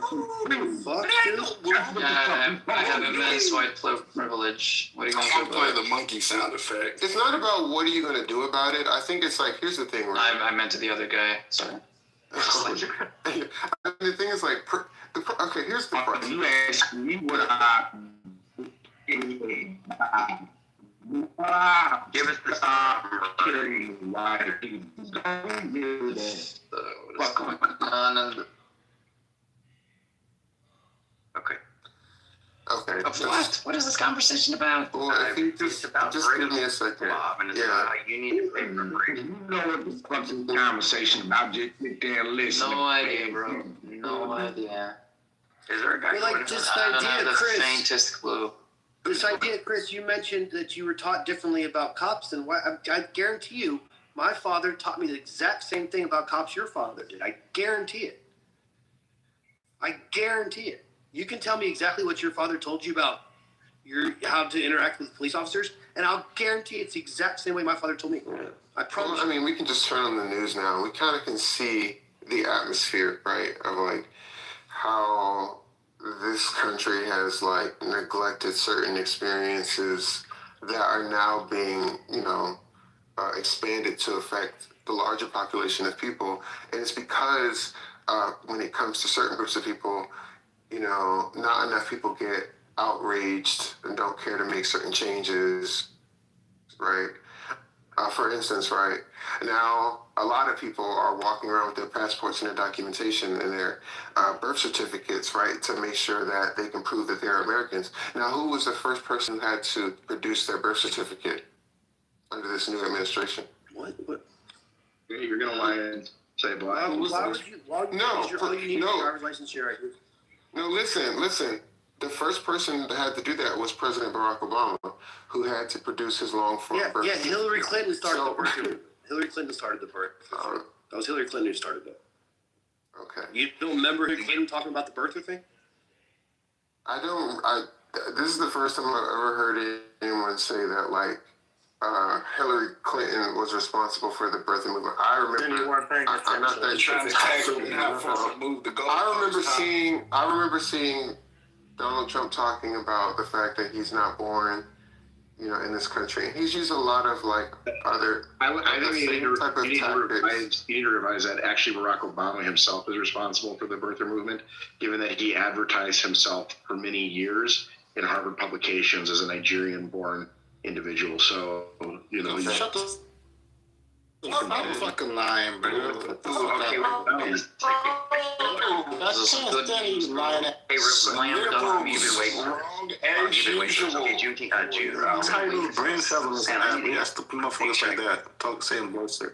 Let me make sure I can read this. Okay, yeah, Jen said, haven't seen you in a while, brother. You're one of the few that give kind of the pushback, against some of this, against some of the Trump derangement syndrome. So, what would you say that Trump is doing really good, John? Because I'm ready to switch gears. I'm a big fan of the war against Iran, possibly. I think that he really flubbed it when he didn't go in earlier when he told the protesters that he would. I'm excited. I've been happy about the way that he's been doing it. Like, would kind of squelch these protests out a little bit better. There's a number of things I've been very, very pleased with. I think they're moving at a fast clip, which I didn't expect them to be able to do. But yeah, I don't know. I think a lot of my critiques are. Yeah, I think a lot of the people are critiquing Trump are obsessed with the Epstein files and stuff, and that's just really not. I mean, nigga, you just. Can we do a quick fact check though? Can we just do a quick check?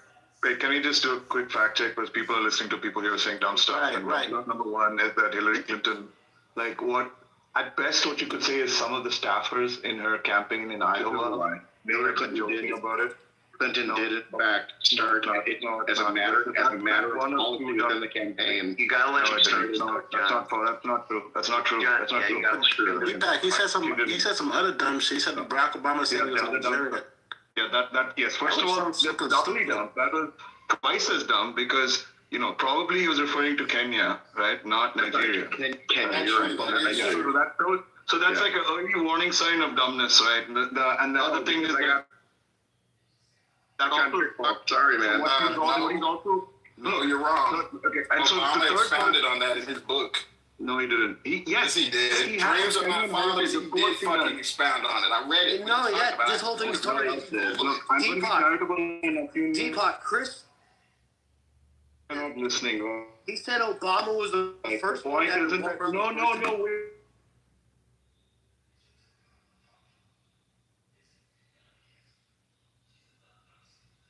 Publication for years that was Kenyan born. Wait a second. Every year. Wait a second. Through chapters in his book. A fact check and facts. So if you're gonna refute, no. Yes, I just want to refute the facts. I just looked it up because it sounded dumb and you sounded dumb, and guess what? You are dumb. It's not true. Refute with facts. You can't just simply say it's not true. You were the one who made the claim. Deepak, the best way to solve this stuff is to block. You block people like this. Seriously. You block them and kick them down. That's why you just call out his dumbness and move on, right? You don't actually engage with him on the issue. It's not being triggered. It's not. It's not being triggered. It's how people lose brain. Whether it gets nailed down to the fact that it was Trump or the fact. Hold on, Chris. Hold on, Chris. Look, Deepak, I've been on this app for 5 years. I could have sworn I almost lost brain cells listening to people like that talk. Like, the best thing to do is to just block them and kick them and keep it moving. Because if people don't want to have a conversation, they want to troll. Whoa, you think That's ridiculous. Doom says. Moderators get to Who do you decide think's trolling? Doom says. Doom is not trolling. He may be wrong, but he's not trolling.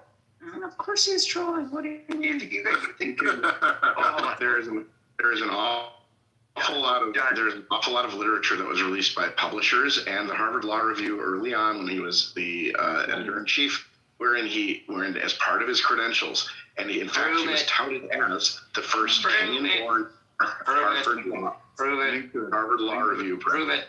Link to it. Don't just say words. Link to it. Okay, I'm working on it. This is the thing, like, with this argument, all right? Like, Trump is not someone who, like, is changing America. He's someone who's revealing America because, like, what he was able to do was a distraction, not just because, like, because Trump said it, but because so many people, but because what is going on? Like, that's funny. You know, shut up, Chris. Hold on, let me finish my thought. Let me finish my. No, because I wasn't there. I was like literally in the. I didn't get you off. But the thing you guys asked for. Moderator, right? Like. Then you can whatever you want. Chris literally says.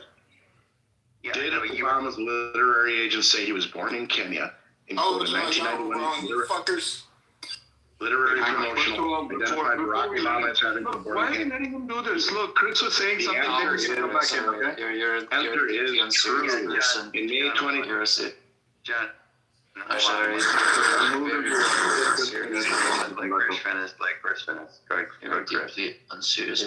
I wouldn't be surprised if the person who was like reading that also supports, right, a lot of the same policies that are happening today. Well, not even policies, but some of the same actions today where they're like he was right. forcing to. Yeah, he wasn't letting No, he them wasn't. speak with me. No. He wasn't right. What do you mean? Hold on, I'm gonna pull it from. He said that Obama touted himself as that, which isn't what the quote he read demonstrated. Look, it's how he started. I think it may have implied Making spit sounds, and he said they should be dropped up on guards. No, that was different. I think that was a different mission. I mean, you can bring the guy up again. I just didn't want him to interrupt.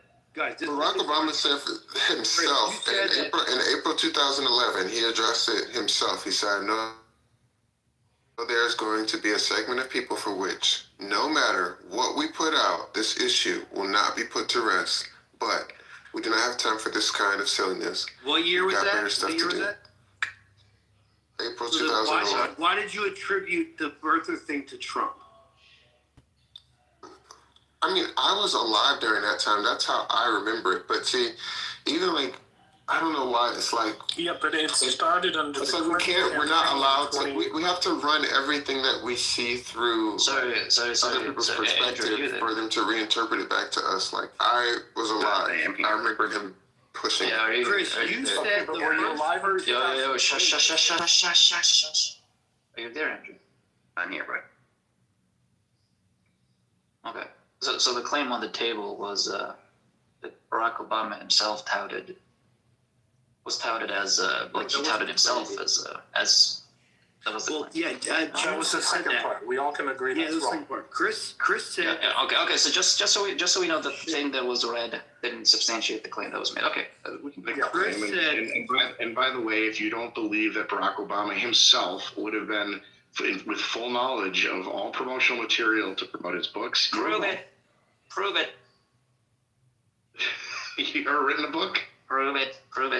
You can't. You can't. Prove it.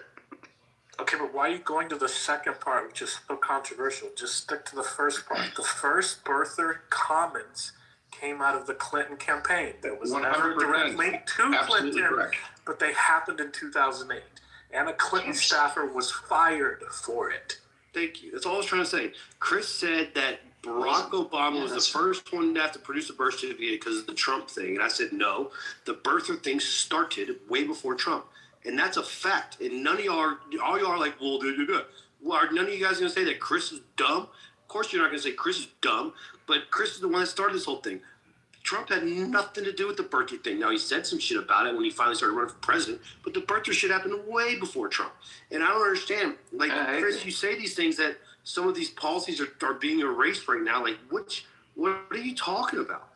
Like, what are you talking Trump about? was the biggest amplifying voice of that, but he wasn't the That's what I'm saying.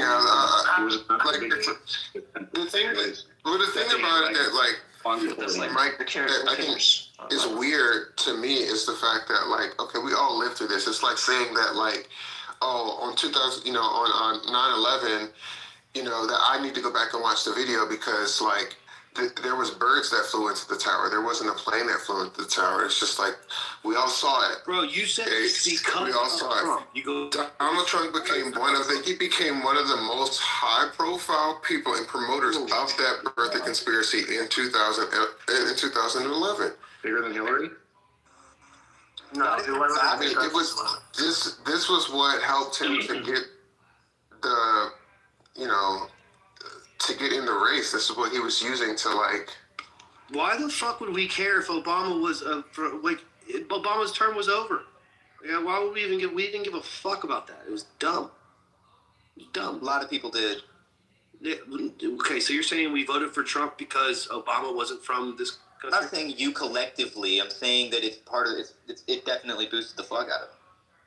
Right, that's the thing. It's like, I think sometimes it's difficult for some people who are on the other side to see this as a larger system and just want to play Bop-a-mole with like all these things and saying that they're totally unrelated.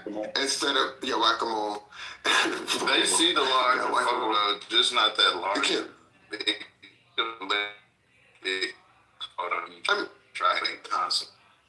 You're very good. Trump didn't run against Obama. He ran against Clinton, Hillary Clinton. But the same thing happened with Kamala, right? Where they were like, is she black or is she Indian?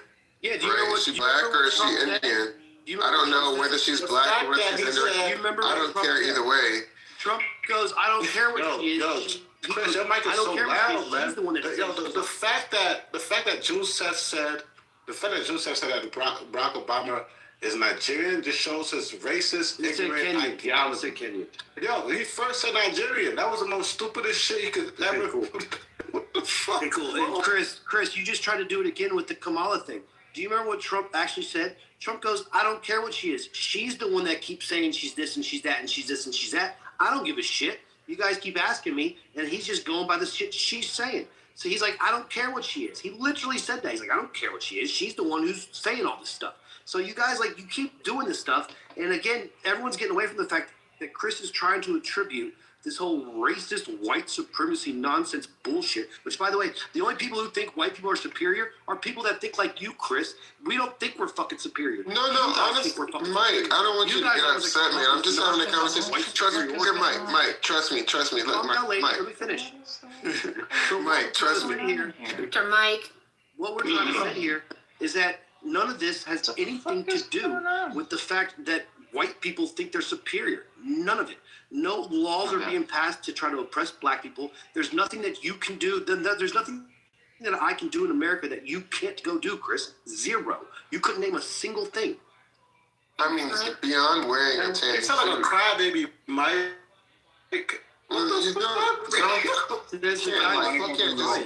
That's what I'm saying. Like, you can't just attack me like that and then just go to Monica. Yeah, like, first of all, right? He didn't attack you. White people are superior. Monica, please. Let's respond. Thank you. So trust me, Mike. If white people were really superior, if you really believe that white people were superior, then we wouldn't be in the situation that we're in right now. So clearly, it's not true. Right? That's the issue that I think a lot of people are recognizing is like, why are we upholding this falsehood so much? Because that falsehood is what is affecting other people. What situation? This inability to recognize like the implications of it. So like, for instance, right, talking about, Trump didn't say anything when it came to Kamala, right? He said, I don't care if she's black, I don't care if she's Indian, right? There is historically, and even in racial context, been this term that has been used for a long time, purposely and deliberately obscure and try to disguise and distort and reverse the meaning of words. They're not just lying, they're trying to use words in a way that makes something sound better or softer or see how it's going to land. And Trump does that all the time. He's always like, we'll see, I'll release the files, or maybe I won't, or maybe I will. He's testing the water. He's using doublespeak to try and like see what is going to catch. So that within itself is a tactic. So to think that it's like, I want to know what situation we're in that white people, if white people were smart, we wouldn't be in. The same way you attach that gross presumption of what I think you're misconstruing blatant masculinity to be. Obama did the same thing by orating extremely fucking slow. Hey. Oh, okay. What situation can we I'm proposing. So don't do that. There's psychological nuances in both of them. Can I get an answer? It's important. Okay, that's good to know. Yeah, it's important. I mean, the thing about that is Mike, I heard. I don't agree that there are people that feel like white people are superior. When there's a difference between white supremacy and people thinking that white people are superior. I don't think anyone in the 21st century looks at the white race as a superior race. Anybody, and the fact that you felt when you're a white person in America and you feel when they're speaking about white people and you feel that they're talking about you because your race is white, you're part of the problem. You're adhering to the stupidity.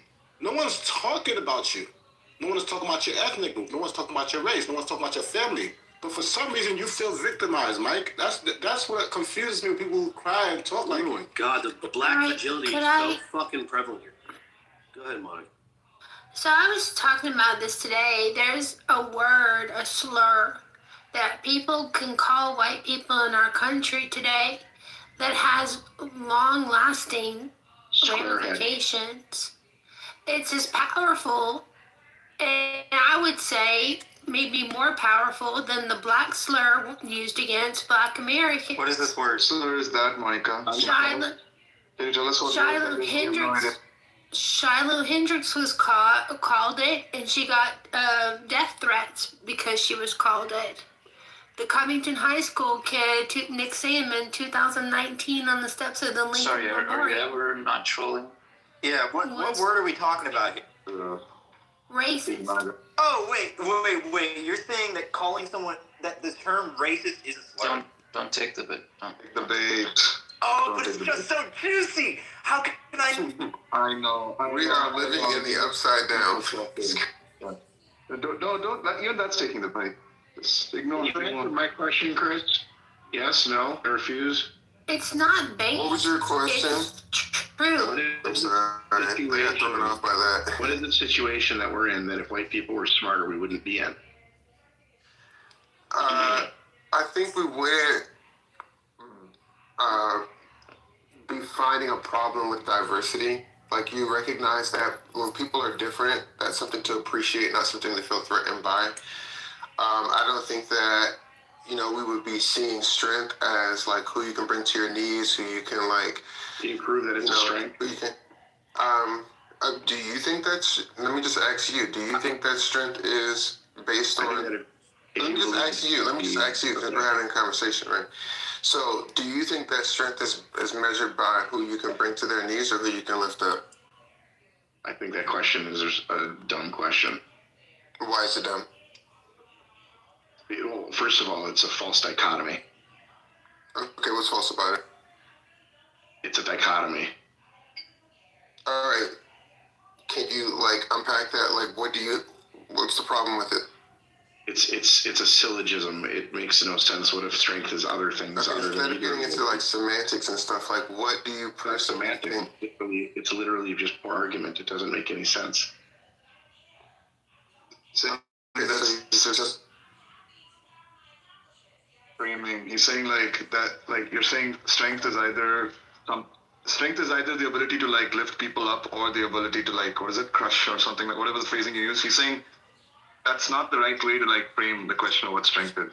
Presumably he has Well, I'm not being coy. It's just that that's a false dichotomy. Like it's it's a framework that's strength.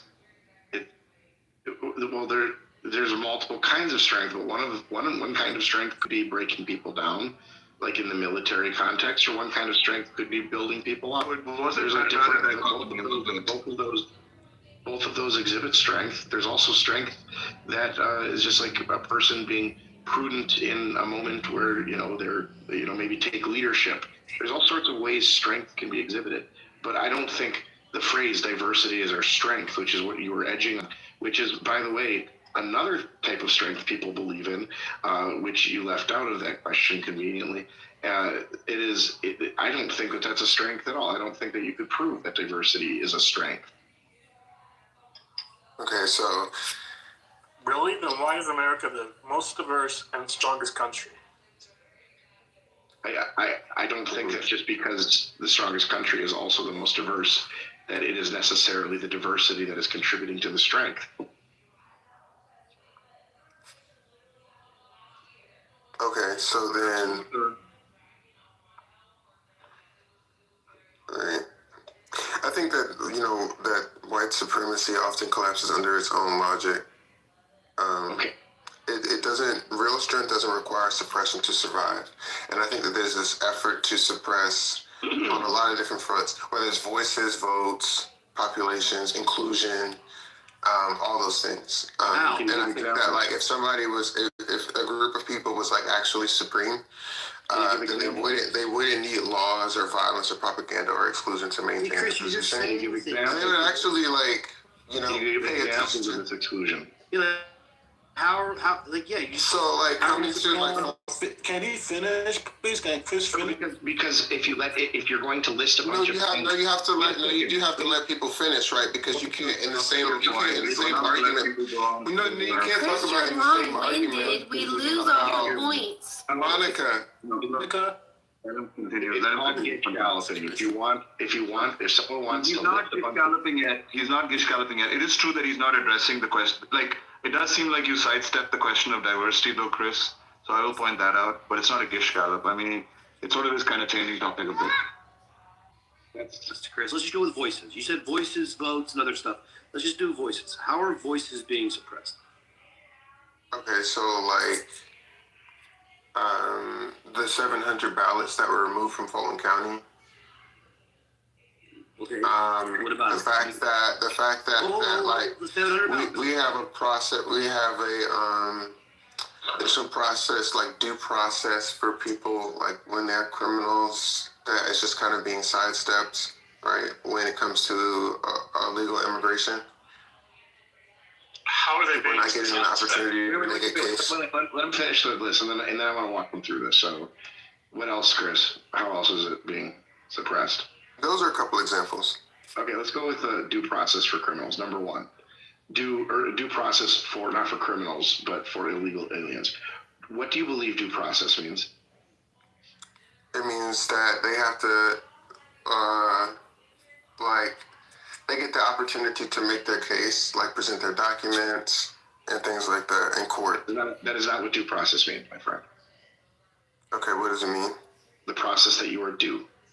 It means that there is in law a list of things that you as an individual, given circumstances, are required to get.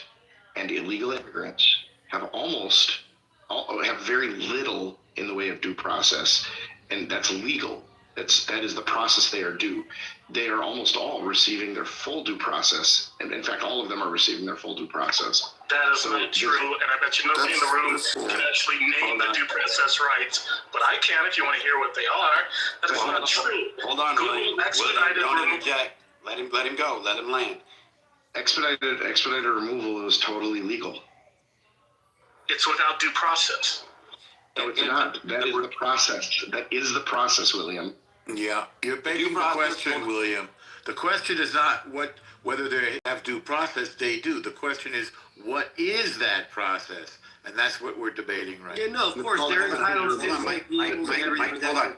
Mike, the thing that everybody seems to forget. Hold on, William, just let me go. I haven't spoke yet. The one thing everybody seems to forget is everybody thinks due process is you get to walk in and face your accusers, correct? That's not what it is. They have due process, the due process system. Your last address, you're not there. You keep avoiding them. Guess what? The due process starts without you. People have been convicted of murder without ever being at a trial. That's a fact. You can look it up. The due process begins when they start to try to contact you. If these people are avoiding deportation process, their due process begins without them. That is their choice. How do they get it? They have a choice to be active in the system. And it is a fact, and I bet you before you say it's not, to please look it up. Then, William, you need to go look up the facts because that's coming from a federal judge. His word. Let's just. Do I get to speak now? Do I get to explain what you mean? Let me just read it. Hold on. Let me just read it. Everyone in the room even knows the difference between substantive Wait, let me just read it. process and procedural due process. Wait, let me just read it. Let me just read it. Let me just read it. No, let William go. You can read it in the audience if you want. Let William go. Okay. Due process rights breaks down into two categories, substantive and procedural. What we're talking about is procedural due process rights. You have the right to have a lawyer present your defense. You do not have the right to a free attorney appointed to you. This is exactly why the 1996 IRA set it up so that it's civil and not criminal, because the cost of those lawyers would have been enormous. You have the right to provide evidence and witnesses. You have the right to hear evidence against you. You have the right to examine and defend the opposing evidence. You have the right to a hearing and a trial. For a criminal case. Can you let me finish, please? It's not for a criminal case. You're talking about criminal cases. I'm talking about procedural due process. You don't have that in a civil case. So you want to interrupt me instead of me getting through all the fucking things?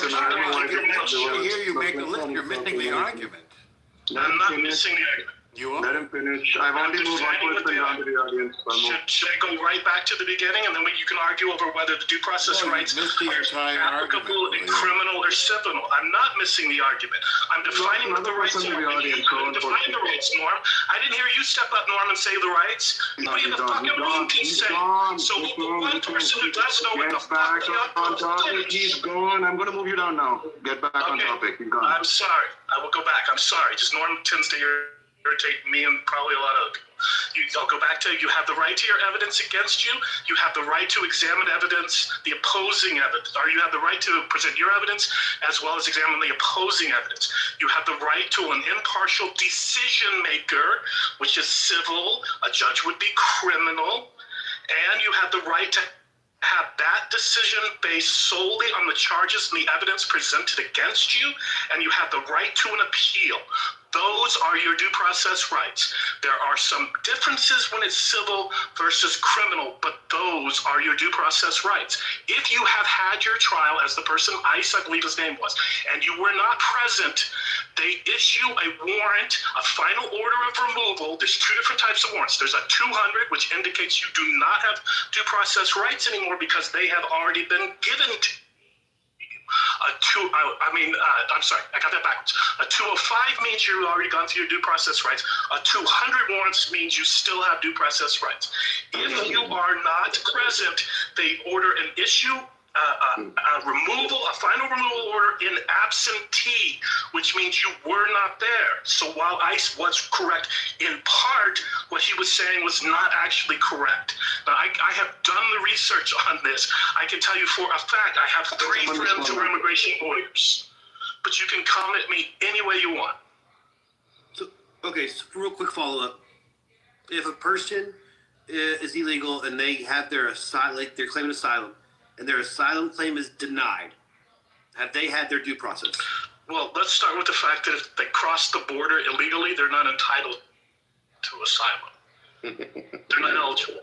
If they do not file for asylum in the country next to their country, they do not qualify for asylum. There. So then yes. So if they have to answer your question, if they have applied for asylum, have not filed an appeal immediately afterwards, when they get denied, they have had their due process rights. If at the time of them being told that their appeal was denied, the lawyer pulls out and I don't remember the exact form off the top of my head right now, but I could probably go and find it. That appeal would then reenact you to get further due process rights. There's two places you appeal. One is the BIA, the Board of Appeals. The other is the Immigration Court Keep it itself. simple. Like, I don't think we need this much detail. Like, he just asked one question. Okay. Because they're follow-up. Well, I'd say so. Yeah. So they because asylum cases are getting denied at like an 85% clip right now, right? Like 85% of all the asylum cases are getting denied. So those people, after the asylum cases get denied, they have the deportation order. They're picked up. They're deported. They've had their due process, right? We're not arguing about those people. Correct. That's good. Okay. So which people are we talking about that aren't getting due process? Typically, people are talking about the ones that are getting expedited removal. When I get into this argument with people, it's usually people do not understand expedited removal. That is their due process. What do you mean?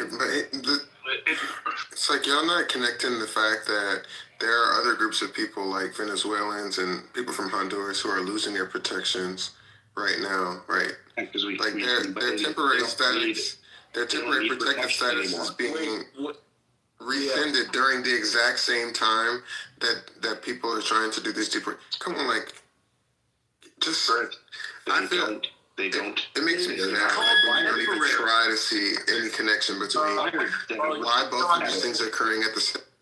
It's that they interrupt others like unwarrantedly. Protected status. That is a gift. And it's now gone. It's literally called. Well, it's kind of a fraudulent contractual basis because if you're being told that if you follow these steps, you will get citizenship, and then the government kind of reneges it. But I think it's worse than that, right? Never told that. No, I think it's worse than that because if we understand that they're violating the very act of any executive branch investigator body stopping a person within the United States and asking for paperwork is a violation of the Fourth Amendment. Full stop. They don't have Fourth Amendment rights. Oh, it's not. Yes, it is. No, the constitutional. So hold on. Certain protections and clauses. So not all rights are granted to persons in the United States, just when mentioned. And yes, the Bill of Rights applies. Just real quick, would you have it any other way? Hold on, pause. Because slavery. Hold on, pause, please. I'm asking a question. And with that being said, because we can just fact check that right now, and I'd love to do that. But with that being said, hold on. Would you have it any other way, considering slavery was once law? And I hope you're not just going to say precedence as your moral claim. Are you suggesting that people who are not citizens don't deserve protection under law? Yeah. Yes. Okay, then you're an authoritarian. That's fine. With nuance. The answer is that they. You were not the majority. The answer is that they do not have Fourth Amendment right protections. What are you talking about? Can you articulate why they are not entitled as a human to the same protections as any other human? Because the American Constitution is written for Americans who subject themselves to the jurisdiction of America. Black people weren't considered free when it was written, but should we keep that too? I asked you, a grown man who thinks for himself, what your justification is for what you just said. I don't think you think for yourself, though. That's the problem. I don't think for myself, but I'm the one arguing you? What? Do you believe that illegal immigrants? Yeah. You don't think for yourself. You're repeating tropes. But do you believe that illegal immigrants are slaves? Now it's a trope. No. Do you believe illegal immigrants? No, because otherwise you're just doing piss at insults. Is this where I throw one back at you? No. You made the claim. Name the trope. Name the trope or retract the statement. Name the trope or retract the statement. I don't think you know what a trope is. Do you know what a trope is? I do. Yeah.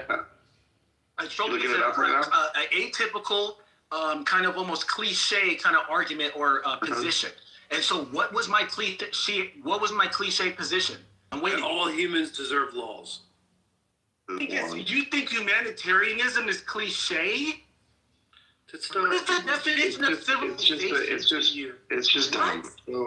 Yeah, it is dumb. It is dumb. Do you believe that the card is? You don't even know what you're talking about. I descend from people who literally their job is to protect themselves. What's your concept of liberty? Truth. That you think it's this special class. You fucking goofball. The Magna Carta only applies to Englishmen. What are you talking about? This is pseudo shit. The Magna Carta only applied to Englishmen. That's not what. It's not about the.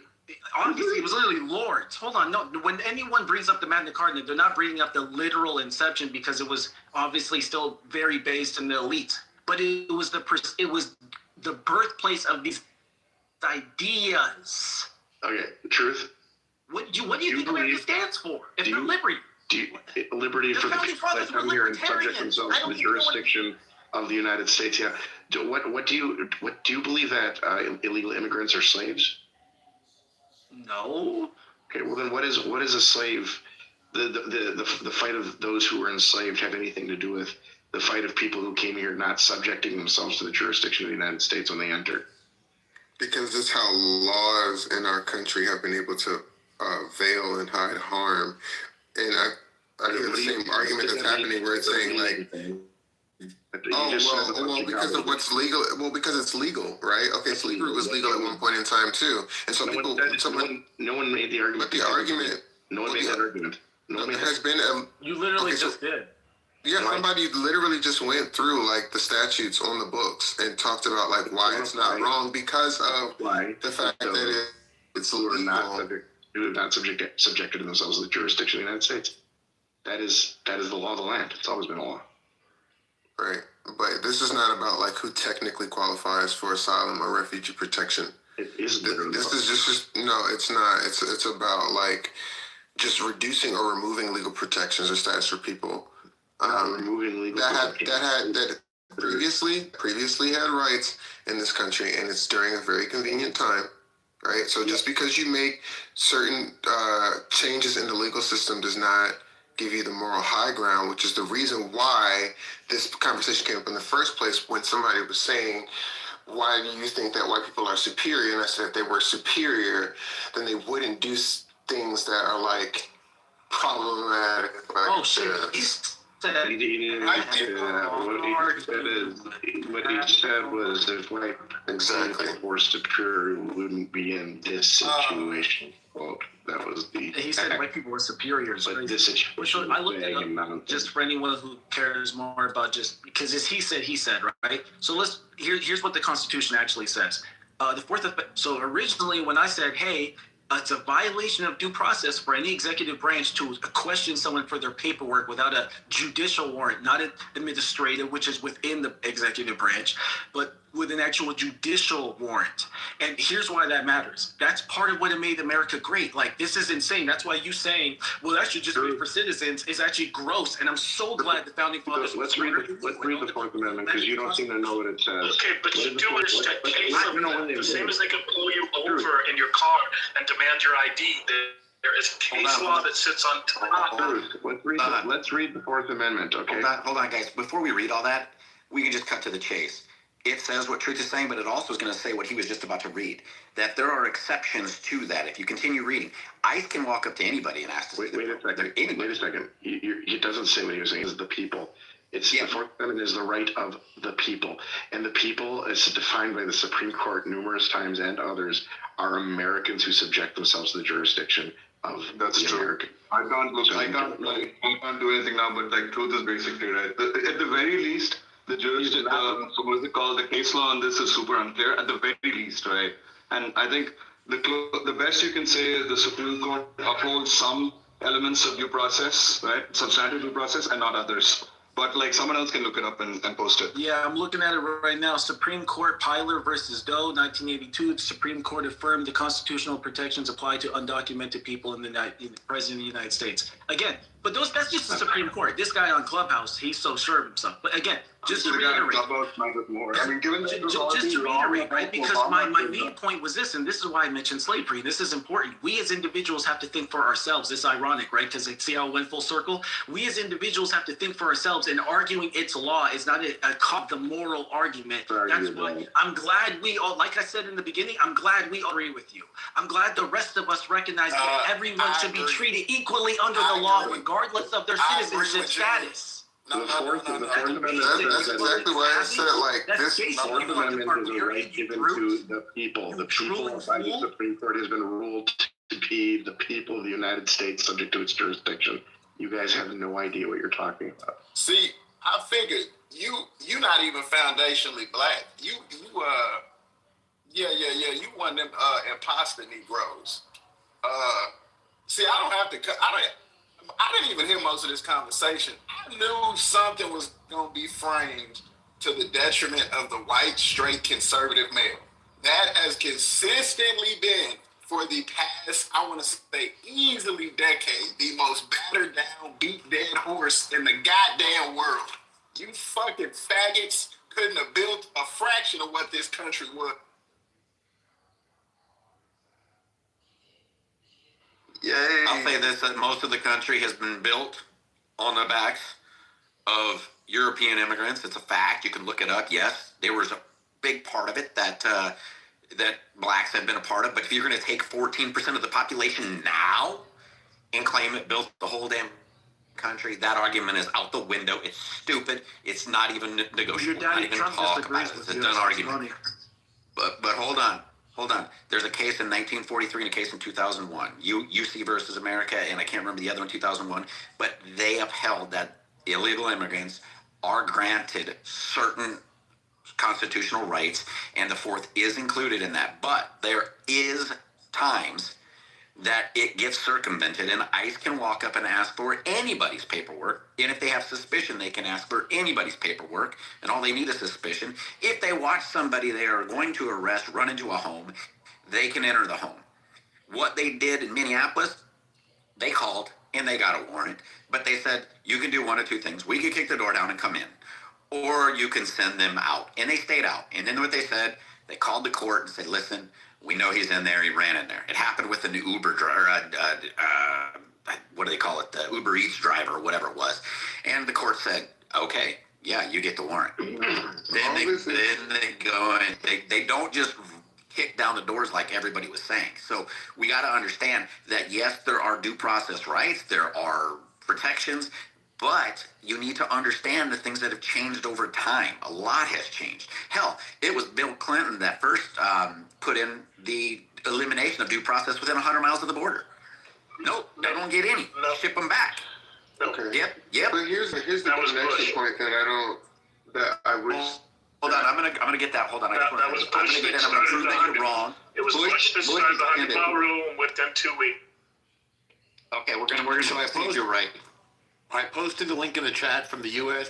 government, and the State Department can revoke a visa at will for reasons including but not limited to criminal arrest without conviction or security threat. And there are many more reasons. Feel free to read them on the U.S. Embassy website.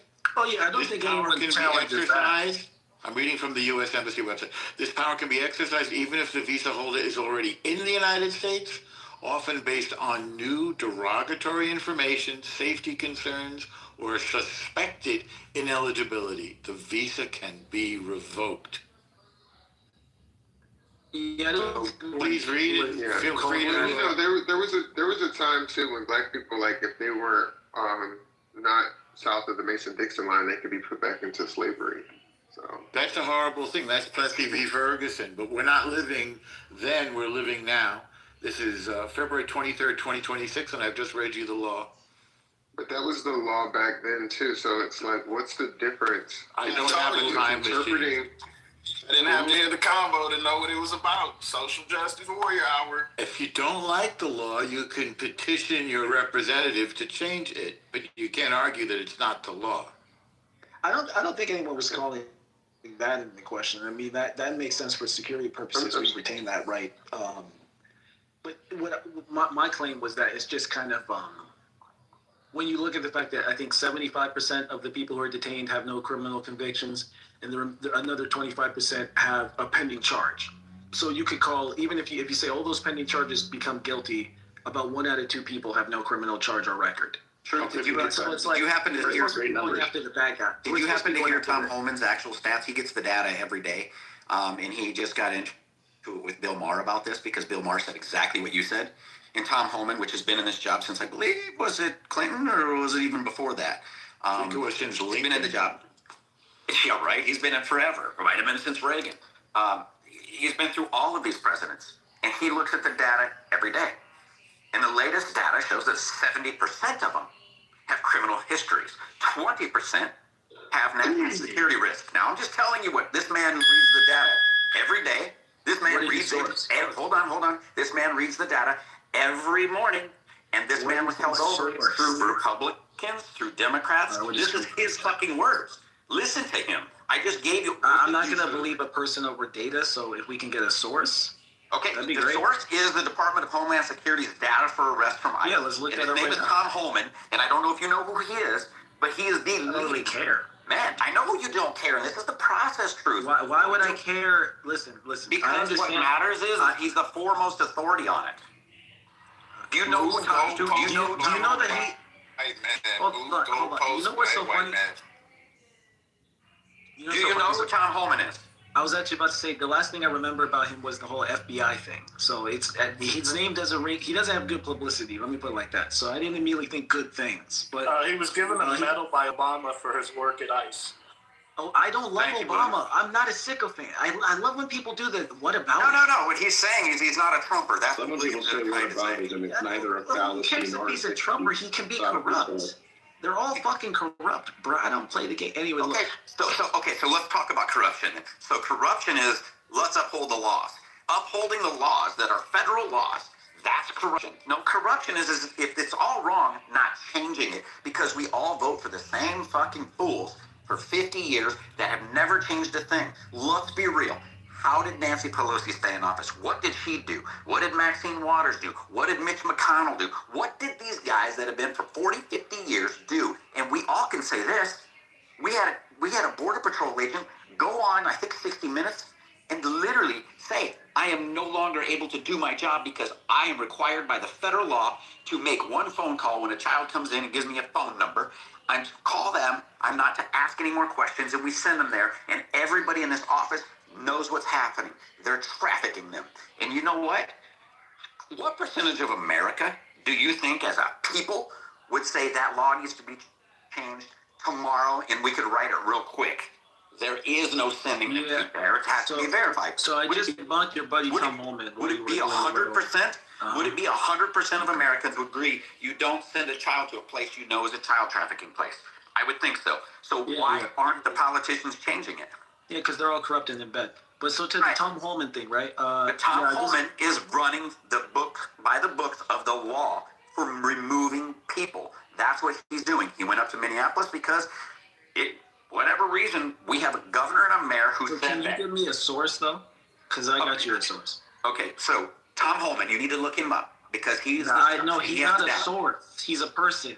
He relayed the information from the Department of Homeland Security. So look it up under the DHS. DHS, look it up. No, you made the claim, brother. No, you want to by the way, prove me wrong. No. This is where I laugh. Buddy, okay? Listen. Because listen. This is already where we're going through. Bias. It's from a leading parent company, you slick son of a bitch. Yeah, because as soon as somebody posts something, you're going to be like, I don't like that source. How do we know it's really a valid source? It's a valid source. I don't really care who to what. It still has to be a credible source. But so, yeah, I have no horse in the race. I'm a fact finder. Okay, I made a claim. I provided a source for my claim. That's a credible source. If you want to call my source into question, I'll take it. And if it sounds credible, I'll find an alternative source.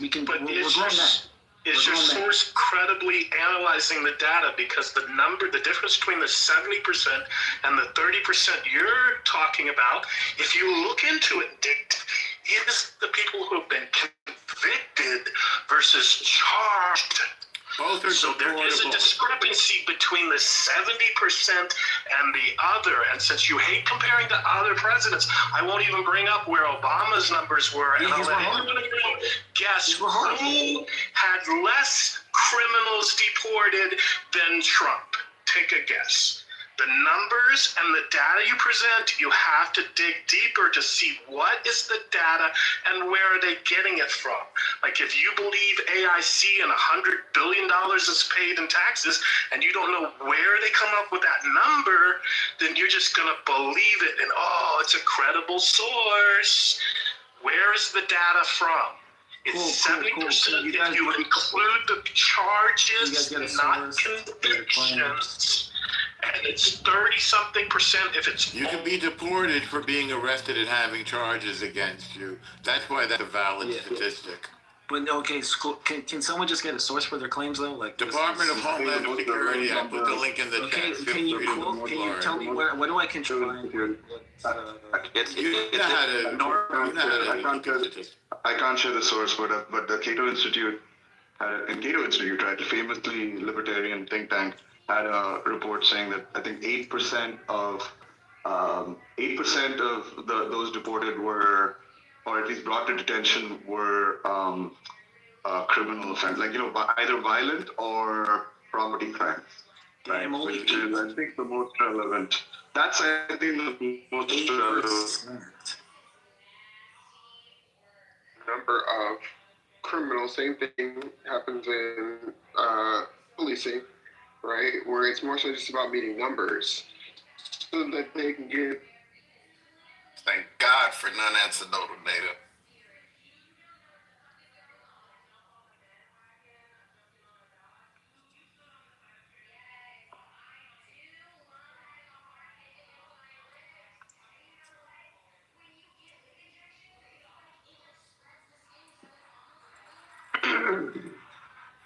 Actually, I think most countries. It's not about what we can do, right? It's about what we should.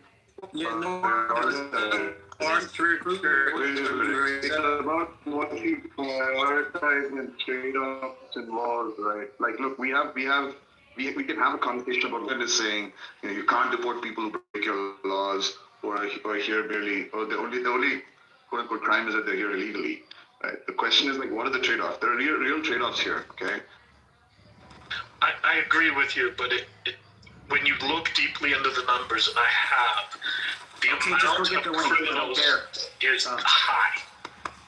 What is that? I don't care about it. Trust me, bro. Is just get evidence. The amount of people who have additional crimes that are being deported, if you take the people who have been charged and the people who have been convicted, it's around 70%.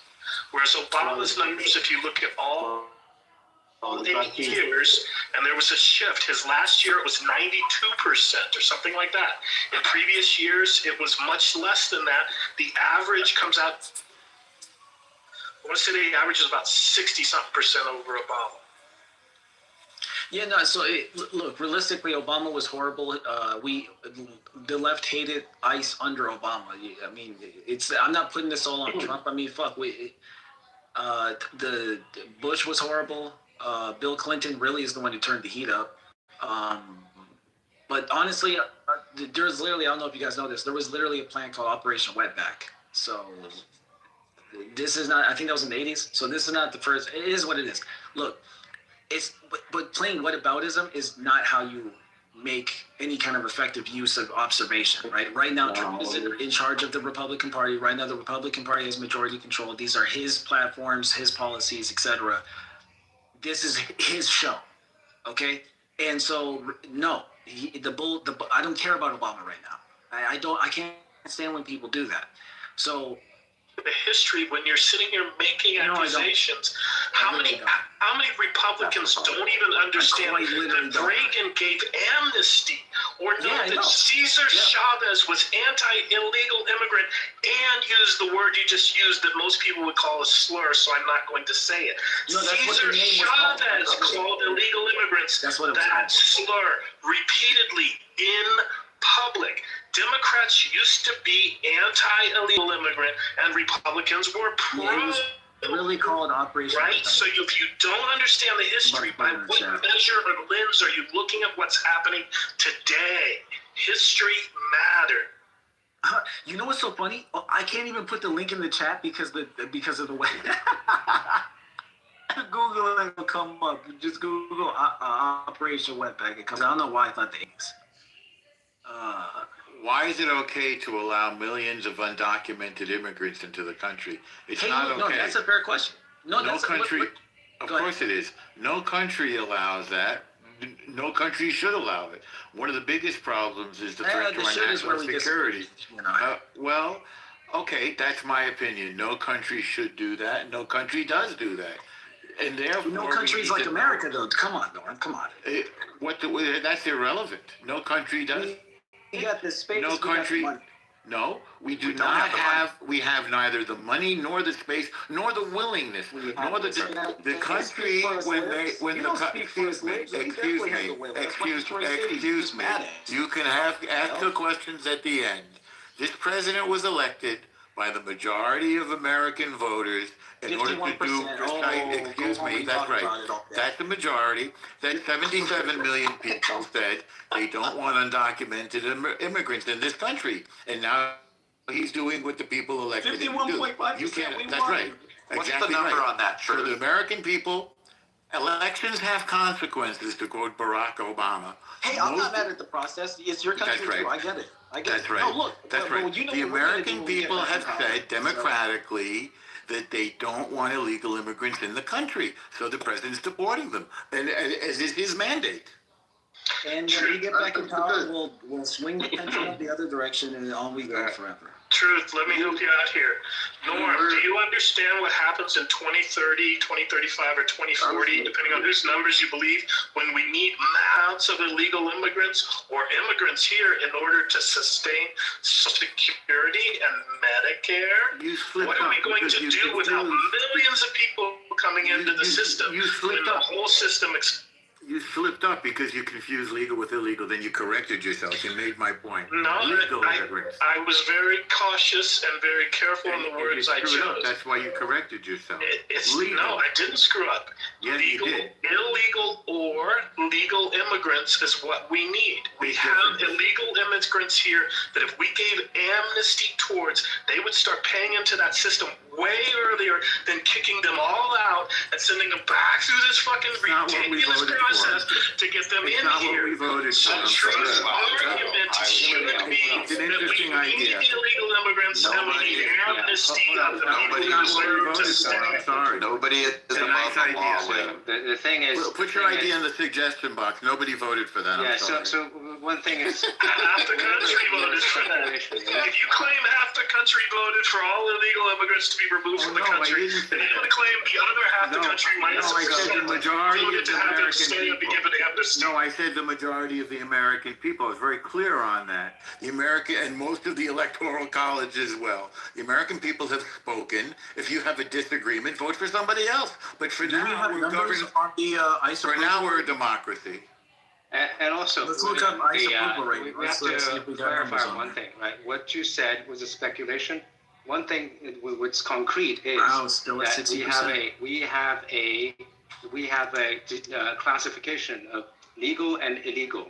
They're coming in with illegally coming in, and the law says they should be out. That is illegal.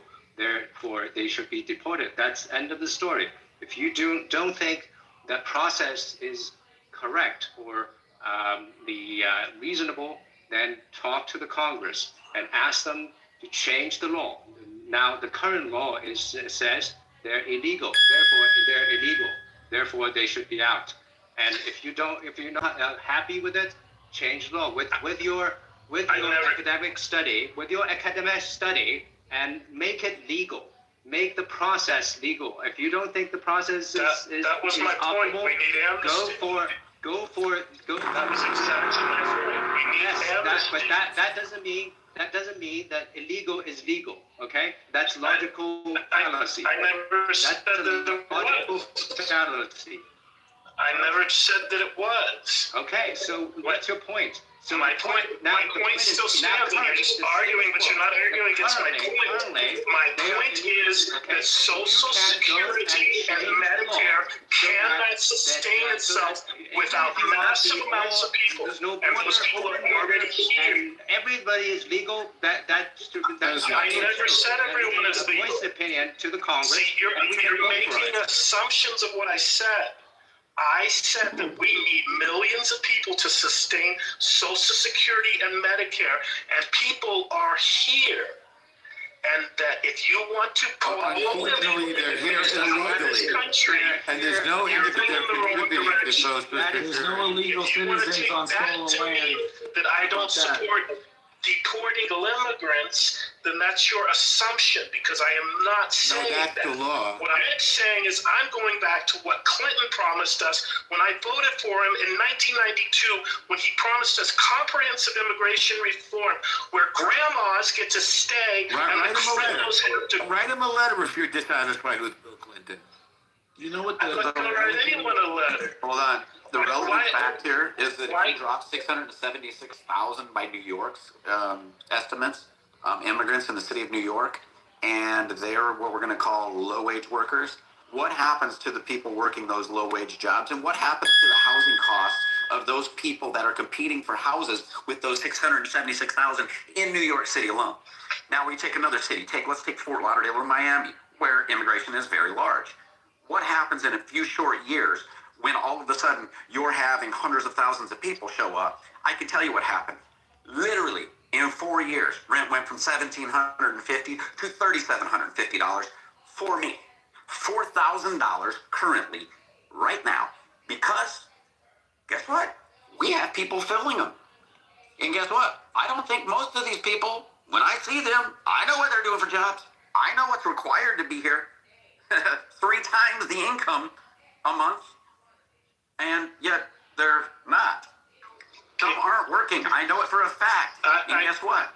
Rents are going up. So hold on. I'm just telling you, I know for a fact that people are saying, well, they're taking the jobs nobody wants. And it's bullshit, because I sold to 5 states. Ag buildings to 5 states. Commercial buildings to 5 states. The people building them were firing the people who were in their 40s and 50s that were making $25, $30 an hour in the trade of framing, and hiring guys working for $13 to $14 an hour, willing to work 6 in the morning till 10 o'clock at night, 7 days a week. All the things that the left, especially in the unions, fought against.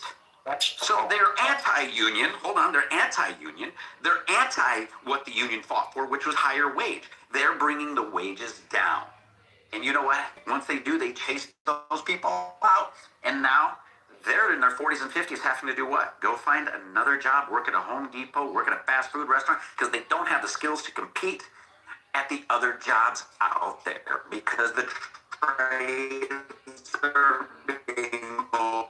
The point is, it has a negative impact.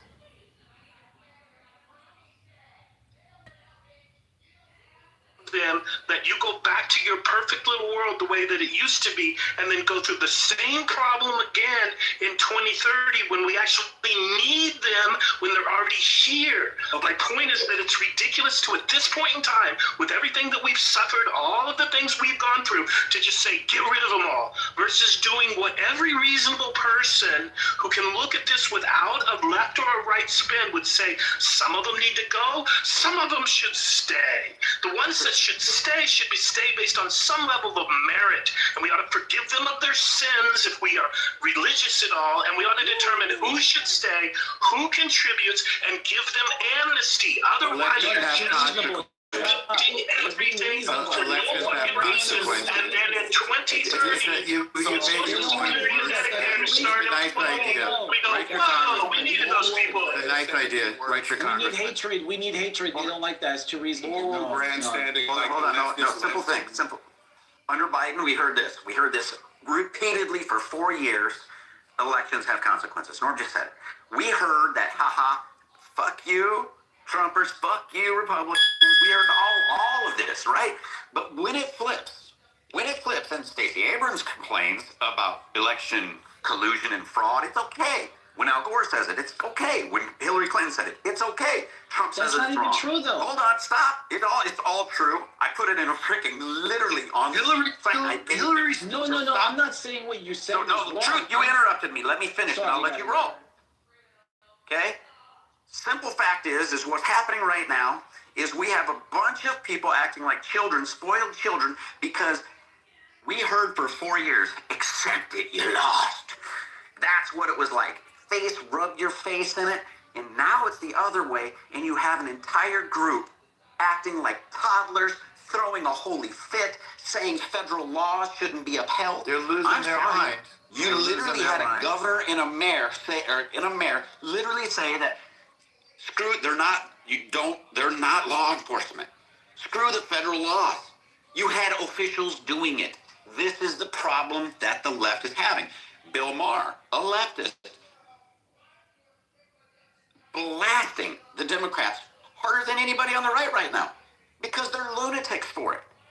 And this is what we have to say. Elections have consequences.